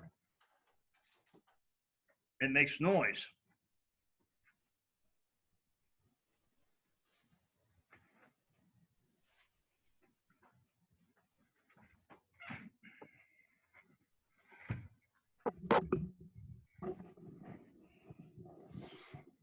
Yeah, I had to put my window open because if I turn the air conditioner on or my fan in my classroom here, it makes too much noise for these Zoom meetings. Which of course is how I'm teaching a lot of my students now. Yeah. So hey, tell me how did your show go yesterday? Oh, it went well with Brian Forrester. Yeah, and you should tune into that. Well, you probably couldn't, but yeah, it went well. I mean, I think it did. I haven't seen Brian in a while. Kind of good to Yeah. He's stuck in New Jersey, I think it is, trying to get back to Paracas, Peru. Oh, is he? So he didn't have any of his data with him on his little laptop. So fortunately, I had those heads that Joe Taylor made for me, so I was able to hold those up. So I was into it quite a bit. And unfortunately, Marcia's her microphone wasn't so good. I really had to work to try to hear her. Oh, really? And she needs to fix that issue if she's going to stay doing this stuff. Yeah. What kind you got? But you're hearing me very well enough, aren't you? Yeah. Oh, yeah. What do you got? What are you using? Just my computer. Oh, that's good. You got a good one. Yeah. I got this headset on because I'm deaf in one ear and can't hear out of the other. So I got this one ear here. Oh. And I need to get a different headset though. I don't like the way this feels after a while, but it blocks out a lot, but I don't need blocked out from over here. It's already blocked out. You're kind of hard of hearing too, aren't you? Is it a specially made headset for you? Yeah. Well, no, not the headset. No, the hearing aid is. Oh, yeah. I just have one hearing aid, on the one side. And over here, what I have is, which I don't use half the time, is this little thing, which actually is not an aid. It's an amplifier. It amplifies things from this side around to this ear. So everything comes in this one ear, which it was my bad ear to start with. So I really have to amplify this hearing aid up. Otherwise, I sleep good at night now, though, better than I used to because I don't hear anything. Yeah. And that hearing aid set, does it help you? Did that hearing thing happen with your? Yeah. The surgery cut out my hearing, my whole hearing. The tumor did. Severed my hearing. Yeah. Ah. And they told me it happened like that, but I didn't believe them. I still thought I was going to be okay, but it's. Was that now? Did the tumor do that, or the operation itself?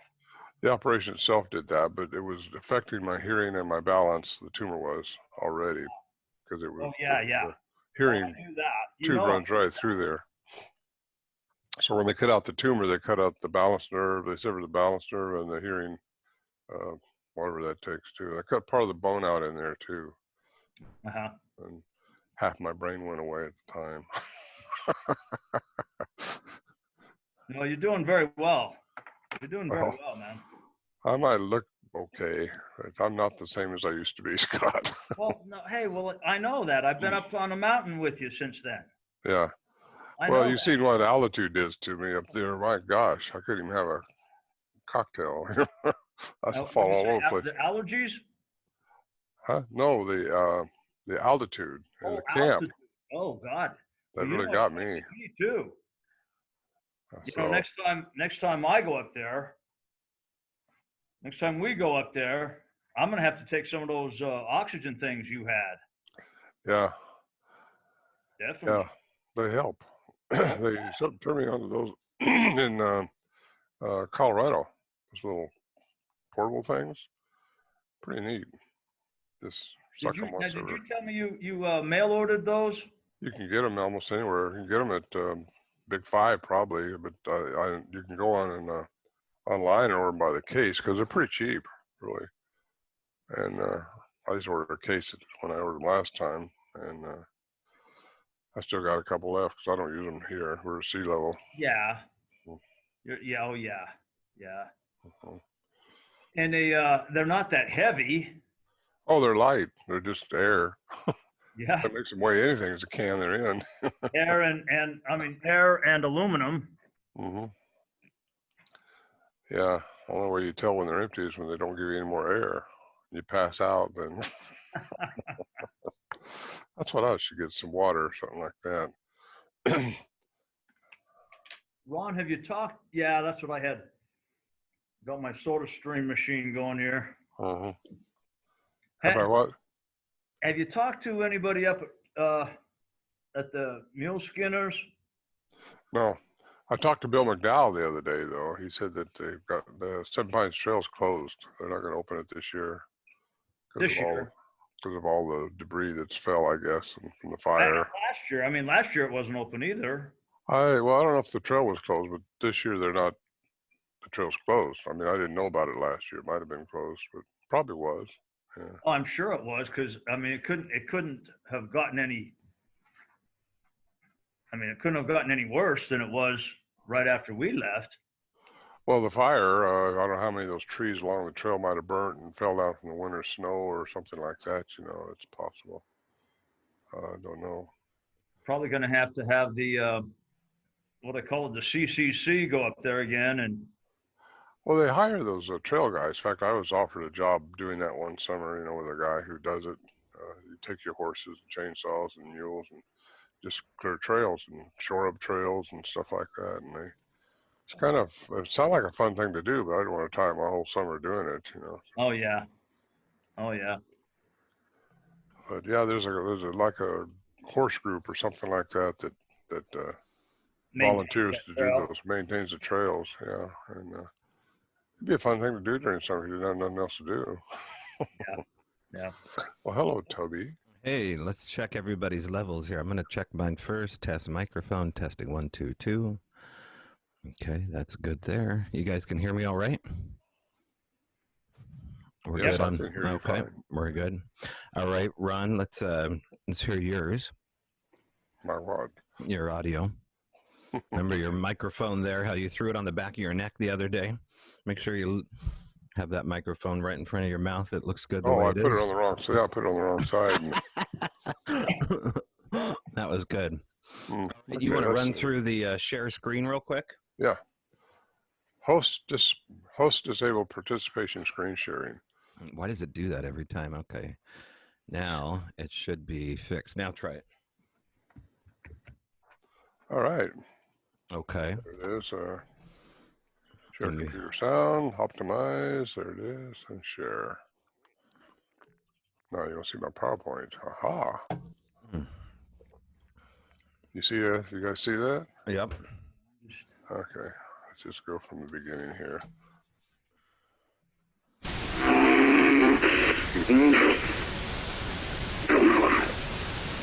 You guys hear that?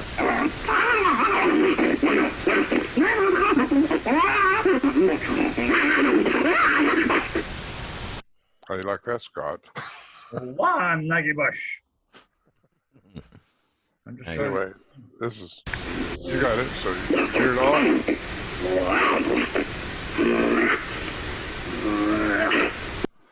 Yesterday I had all those pictures from Peru and Bolivia that I was with when I was with Brian. If he'd, even the bone yard that we found, I could have pulled those up any time, but yeah, I was kind of shocked that nobody had anything that they wanted to share. Well, I wouldn't have. I just didn't know I should have. I didn't know how. Well, I mean, Brian and Marcia. They both weren't really ready to go with that. Right, I was ready. I had my PowerPoint open down there and everything. You're always ready. All right, Scott. Let's very well. Let's check yours out here. So, let's get to the point where you want to share your other screen and how that's going to look. Okay. Well, what I'm going to just do is turn my little remote microphone, my remote camera around like this. Okay. You there? I guess it only shows when I'm speaking. Oops.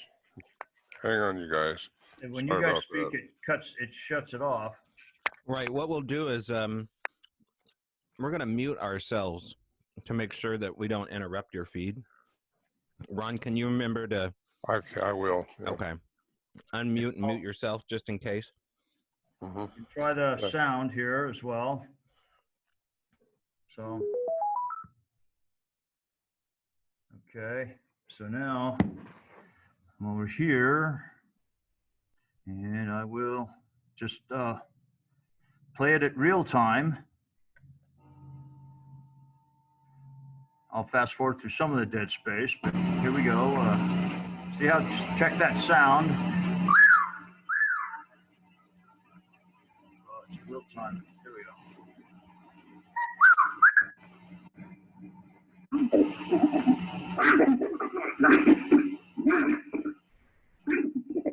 Is that that going to be too loud for you? Should I turn that down some? No. In fact, it could maybe even go up a little bit more as far as I'm concerned. People can adjust their own volume. Yours is always going to be a little softer because you're not using a direct line into your computer. No, it's a remote speaker here. Right. Oh, let me try a little bit more. Let's see. Yep.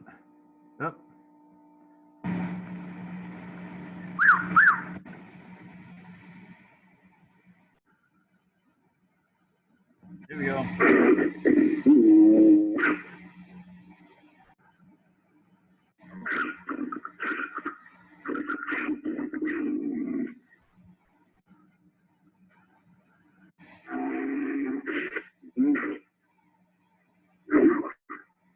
And here's some vocalizations.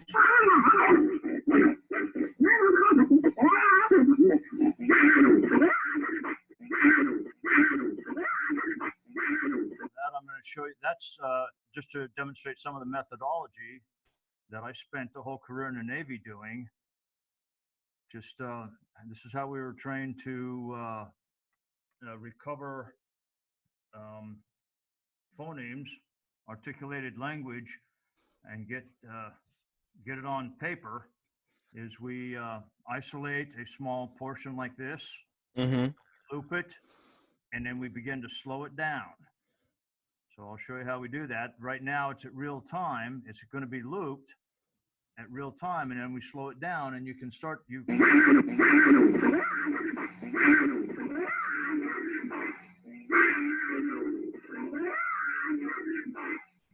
very easily, anybody can hear that. Vanano wa nagibash.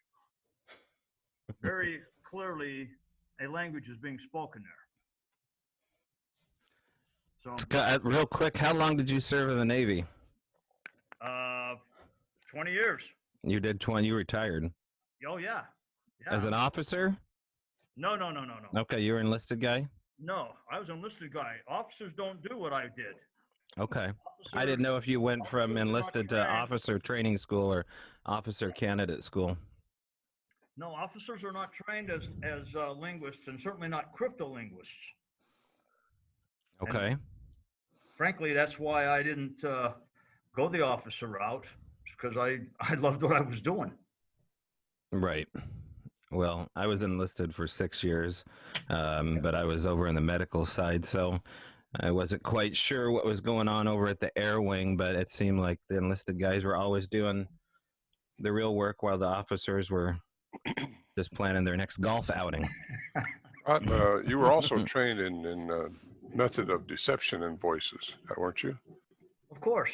Yeah, that's a good thing to bring up, because it brings a little better element into it even. One of the most important things that applies to me here is we were trained in the transcription of other languages that were not our target language. In other words, we had to be able to intercept. If we came across a language that we were not familiar with, that was not our target language, we still had to record it, especially if it was in our field of operations, and we didn't know why it was there. Then we would have to record it. We would then, after the fact, we take it off. Well, in those days, we took the big reel-to-reel tapes off and put it on the transcription machine and slowed it down, just like what I showed you. Didn't you serve down in Panama? I did serve in Panama for 2 years. Were you intercepting languages out of that country? Yep. That's interesting too. That was during the war, or not wartime, but almost wartime. Mm-hmm. There was plenty of wars going on down there. You never told me about that. I heard you talk about up at the camp one time how you think you might have started that conflict because you found the language that they were saying and called up right away and turned it in. Yeah, I did start a war, but that's a different story. Yeah. Toby, we'll have to start a war, but that's a different story. Cold one night, man, but it's definitely a true story. Oh, well, that's what people would love to hear the back and And forth. by the way, This. all of that is unclassified now, so I Mhm. I can talk about that.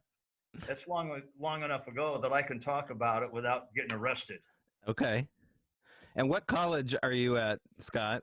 And what is your title as a I'm professor? I am now at Missouri Military Academy, the Okay. military prep school in Missouri. Actually, Okay. it's in Mexico, Missouri. And what is your title as a professor? Just instructor of languages and philosophy. Okay. I was the department head of foreign languages, but they reorganized that and put me under a different under social studies, Okay. just to make it more, right size that. Are you with future officers? Is this an officer cadet military academy? Yes, but it's not. But it's not senior ROTC. Yeah, all of our Okay. cadets are in a junior ROTC. Yes. Okay. Now, Toby, I don't want to spend too much time on that because I haven't asked permission from Okay. here to talk about that. But Do they know your interest at all? it's okay to mention it. It's just that I don't want to get too much into, I can't get in too much into my students and that kind of stuff. Sure. I am, however, still at the only school in the state of Missouri that is still open. Yeah, you told me that. Are you tenured? Can they get to you? They don't have tenure. Okay. High school doesn't have tenure. Okay. Down here. All right. Alrighty. So we'll just say Missouri Military Academy. Is that enough for you? Yeah. Okay. Yeah, just say I'm an instructor of languages and philosophy, and Ron, and as far as you're concerned, you just want me to say author and business owner, adventurer? You don't have to say business owner. I don't do that anymore. I'm just a Bigfoot researcher now. Okay.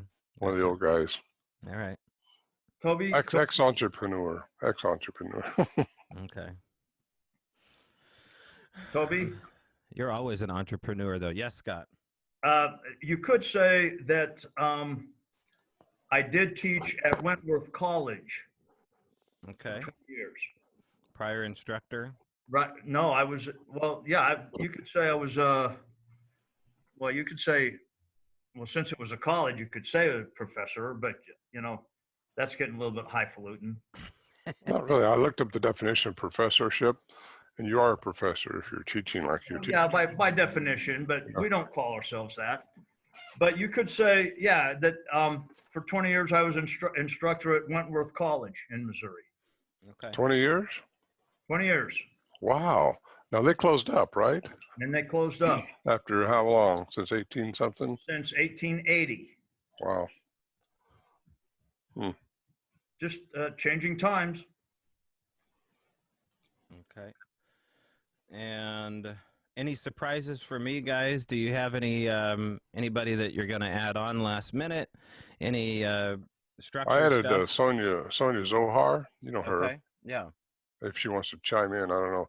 Rhonda, I asked her, but she don't have enough data to support this much time on her. Okay. Remaining. She didn't want to do it. And getting to that UFO stuff there, I got an email from Todd, and he said what they saw wasn't the satellites. It sounds like a lot of people saw something different in Portland headed south towards where they were. I don't know. Starlink was the first thing I thought of because it's sure strange looking. Well, Rhonda said that one would pass the other. They just kept going. She counted a couple dozen of them, I think. Okay. And but she said someone would fade the lights out and then brighten it back up and pass another one. And she said they were not all going at the same speed, which puzzled a little bit. Yeah. I wonder how many other people might have reported something like that. a lot. It's all over the news, and they're all saying what I'm saying, because some people think that Elon Musk launched satellites in proportion to disclosure for a reason, i.e., we're having these mass sightings. We've been warming up that mass sightings are coming, so they sent in a swamp gas. Really, they sent in a Trojan horse to kind of blur the lines between the reality of these mass sightings along with these supposed Elon Musk internet satellites. So they're pretty amazing. And I don't think they can all be chalked up to Elon Musk, but I mean, like what we saw last night, we looked it up. There were 7 satellites, I guess, all going in a chevron shape at different speeds, kind of out of synchronicity, really, compared to what Starlink does.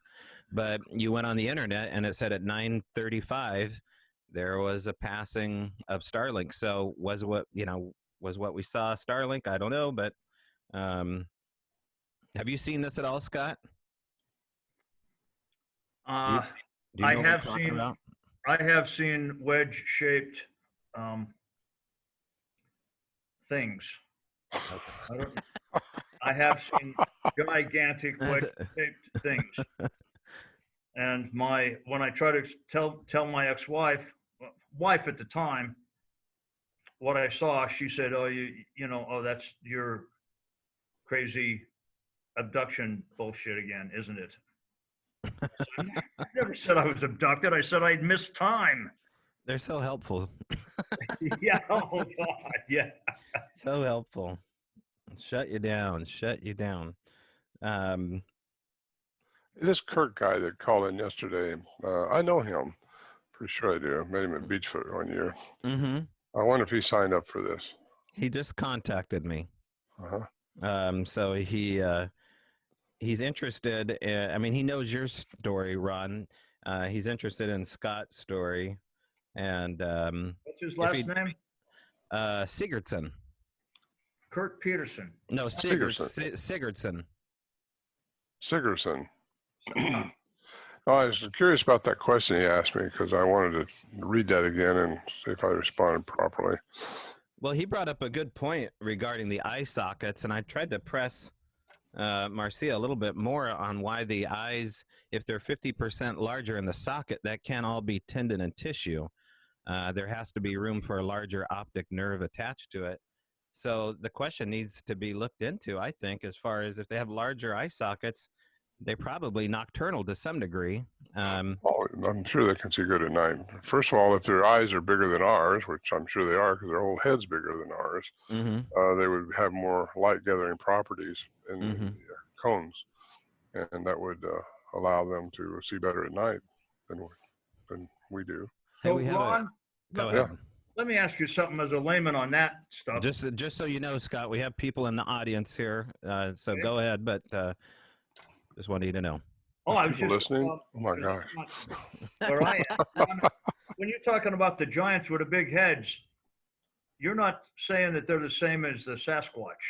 These are different beings, right? Well, the ones we were talking about yesterday, yeah, they're the Paracas skulls, the big sockets. Yeah. So they're different than what we would call a Sasquatch over here. Well, the thing that they have red hair, so I mean the link between them being large cone-shaped people from the Black Sea doesn't sound like it may be linked to Sasquatch, but the red-haired giant is linked to the whole story, isn't it, Ron? I'm sorry, my daughter was texting me. What'd you say? That's the other thing too. Make sure you have these babies off. Yeah, I better turn it off. All right, you're right. But no, I thought yesterday went really well as far as the information that was passed there. And Brian, he was only slated to stay an hour. But when's the last time you two had a chance to sit out and catch up, Ron? It's probably been a while. With Brian? Yeah. Oh, I one of these production companies asked me a few months ago, and they wanted to go down to South America, so I contacted him then. Okay. We went back and forth a little bit through Skype, I think it was. Yeah. But And remember, you guys, we can you can change your names if there's something you want to promote. You can go to your picture and hit the 3 little dots, and you can change your name however you want. You can hit rename. You could put Scott Nelson Crypto-linguist there, probably. Yeah, you could, or the name of your paper or a site that you want to send them I'll to. put Sierra Sounds on mine. Okay. Yeah, send them to the Sierra Sounds. I don't have my own site. I don't have time for that. Let's see. Okay, let me change mine. Rename. There we go. And let's see, there's a question coming in. Oh, no, Thomas, if you can hear me, man, you're welcome to stick around, totally. If you have some questions here before the rest of the gang come in, we just open the doors early, so we'll do our introduction at 1 o'clock, roughly 15 minutes, but thanks for coming, and anything that you want along the way. You know, as far as questions are concerned, you guys are okay with people just intermittently spitballing anything? I really want it as unformatted as possible, and just be able to have you guys speak. Okay, let me turn this off here. Let me ask you quick, Toby,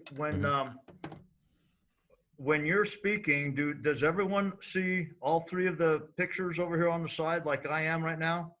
No, what they're going to see is only where the camera's directing. So right now, speaking at that time? Right. Okay. So you can change the perspective, though. If you go to the upper right-hand corner of your screen with your mouse, there should be a gallery view. There should be something called speaker view. And then if you hover over your actual picture, there should be a couple more little panes. And that will, whatever you basically want to see, you can show, but it won't be what the audience sees. Well, what the audience sees is going to be whoever's speaking. Right, like you speaking right now will be what they see. And or when I put gallery view, just so I can see everybody. Right, yeah, if you want to just if you want to do that, you're welcome to. Or if you hover over your actual picture in the right-hand corner, you can shrink your images all the way down, and it will just take up the entire screen. And then if anybody needs to mute themselves, just remember to mute yourself. If you need to excuse yourself, I just take a piece of tape and stick it over my camera. Or you can go up to this, hide your view in the right-hand corner of your picture. You can hide self-view like that, see? Like that. I kind of like this gallery view where I can see everybody at the same time. Yeah. Same size. So we don't think Toby's got a much bigger head than me and Ron. Right. I got the last name for it, so. Oh my gosh. Yeah. Well, I didn't know that about vitamin D being generated by redheads on their own. I didn't either. That was a new one for me. Red-haired people create their own vitamin D. Really? That's what Kurt said, and I believe him. He's a pretty good investigator. Have you ever heard that, because they can't, redheaded people can't go out in the sun. You haven't heard that? No. Oh, okay. Which is what gives us vitamin D, right? Right.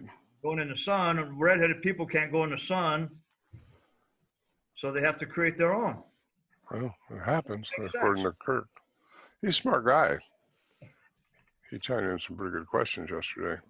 Yeah, Kirk is are you on here, Kirk? Because we've had a long discussion, him and I, because he's a voice that is underutilized in this community. He's written, well, one Bigfoot book for certain called Cultus on his own personal experiences from a fictional standpoint. But you know how this game works, Ron and Scott. You've been around both of you now long enough to see how people kind of pull back from the community, and then they come in and they pull back, and that, that wavering to and fro makes it tough to get these people to be presenters or speakers.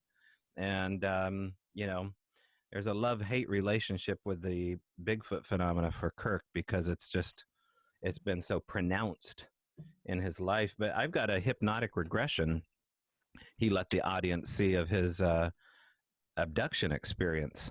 So if anybody was down in Cottage Grove, they sat in on a hypnotic regression of him recalling his abduction stuff. Extremely honest and scary. Does he live in Cottage Grove? No, he lives in Portland. He teaches. He's a writing professor at Portland Community College, I believe, and he's had to pay the price a little bit for being so open with that. So he goes by a pen name once in a while. But yeah, he's been on the show a couple times, and he may show up here again under a pseudonym. You're never sure. So far we have David Burns, not David Byrne.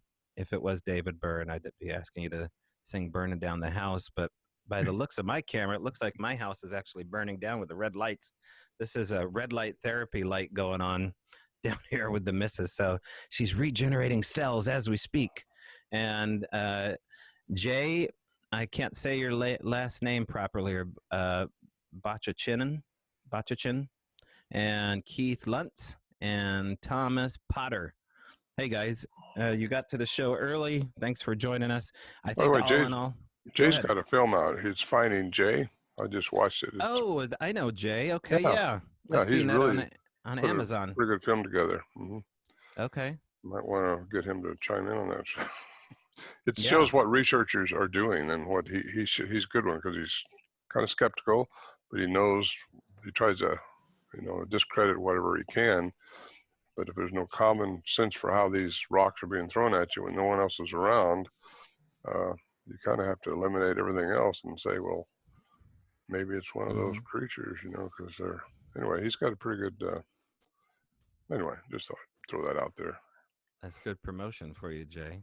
Oh, I have this recorded too, so you can use that that promotion for your website if you want, man. I'll send you a link. It's a good way to follow for researchers who want to follow something. They should watch that film, because it gives you a good clue. He's got a real cute kid in there too, his son. Smart. I'm very proud of him, Jay. You are, I'm sure. Yeah. He's thanking you here in the comments and says, with 4 exclamation points, I truly appreciate it. And so we'll just call you Jay, unless you help me to pronounce your last name, Jay. Yeah, Finding Jay. You can find that on Amazon Prime, along with Ron's documentary that I'm in, along with him and Rosemary Ellen Guiley. And we have Nick Redfern and Stanton Freeman and Tom Powell. And that is the Bigfoot Alien Connection Revealed. It went away for about 2 weeks due to a copyright infringement issue, which they clarified it was due to album art cover for the cover poster. But Ron's in that, and I think it's about 90 minutes when it's said and done. Pretty good documentary. So a lot of stuff.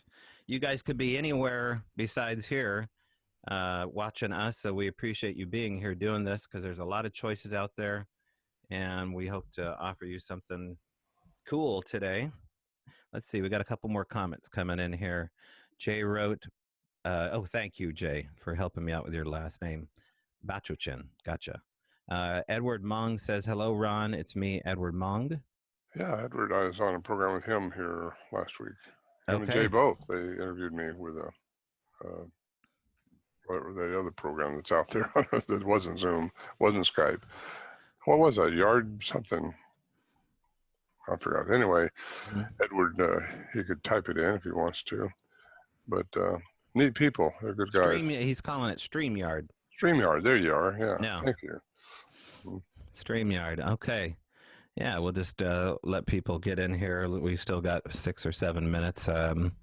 Anyway, anybody who's joining us right now, we're going to play some sounds and talk about what Scott hears within those sounds, which, back in 2010, he released what's called I'll make sure I get the right name. It's called the Sasquatch Phonetic Alphabet.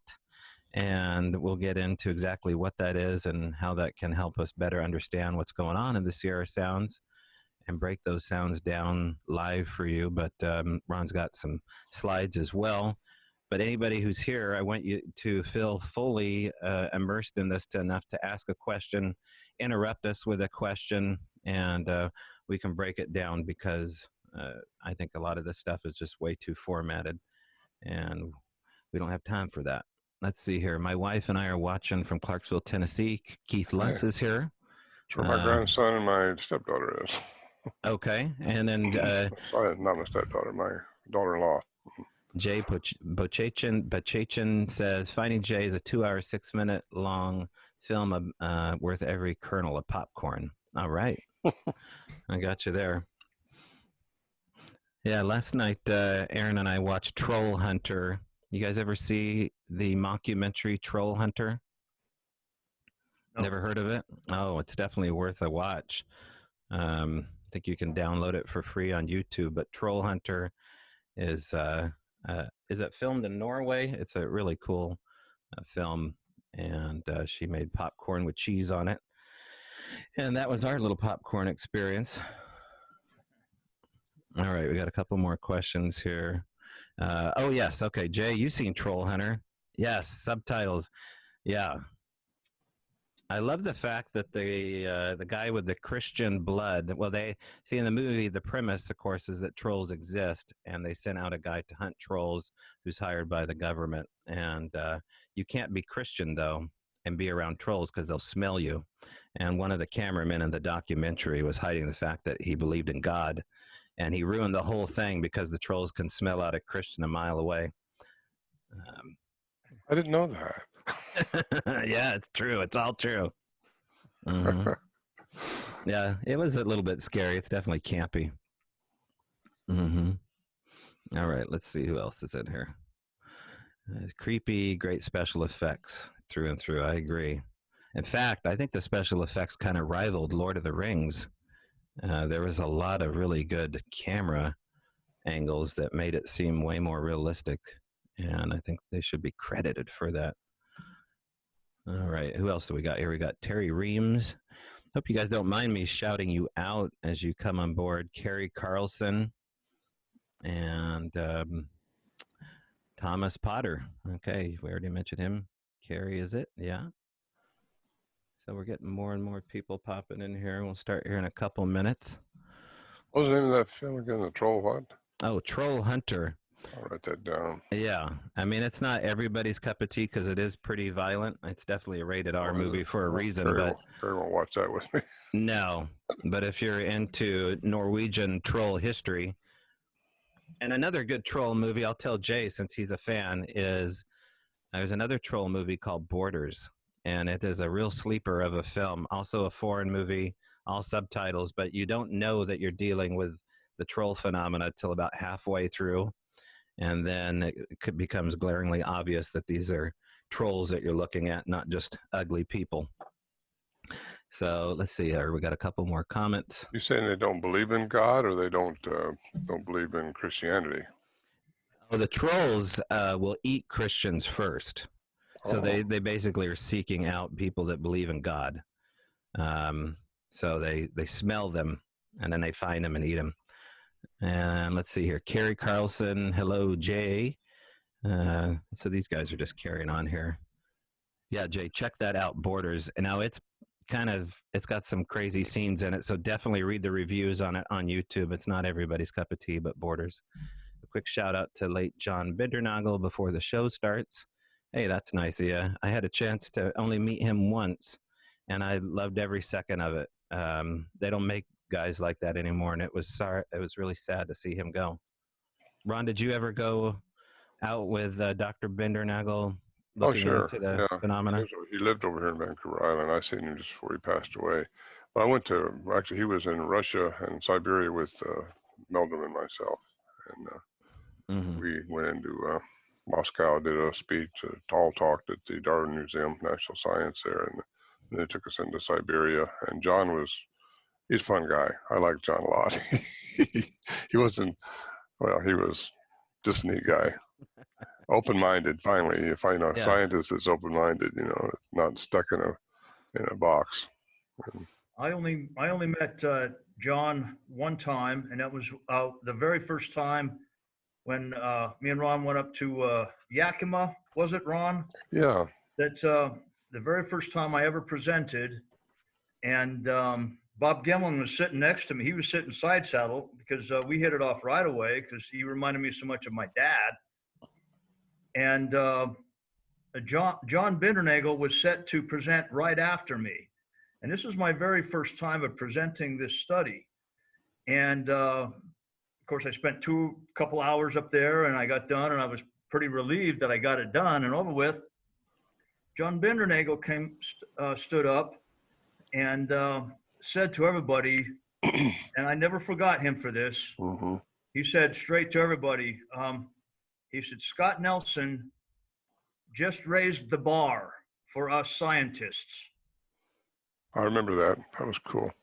And I thought that was and me, I'm not a scientist. I'm a language guy, right? And for him to say something like that just has meant an awful lot to me. Yeah, that was a really. That was I think Bob Dylan's birthday was in 2009. Yeah. All right. Well, let's get started. People will be entering in as we go along.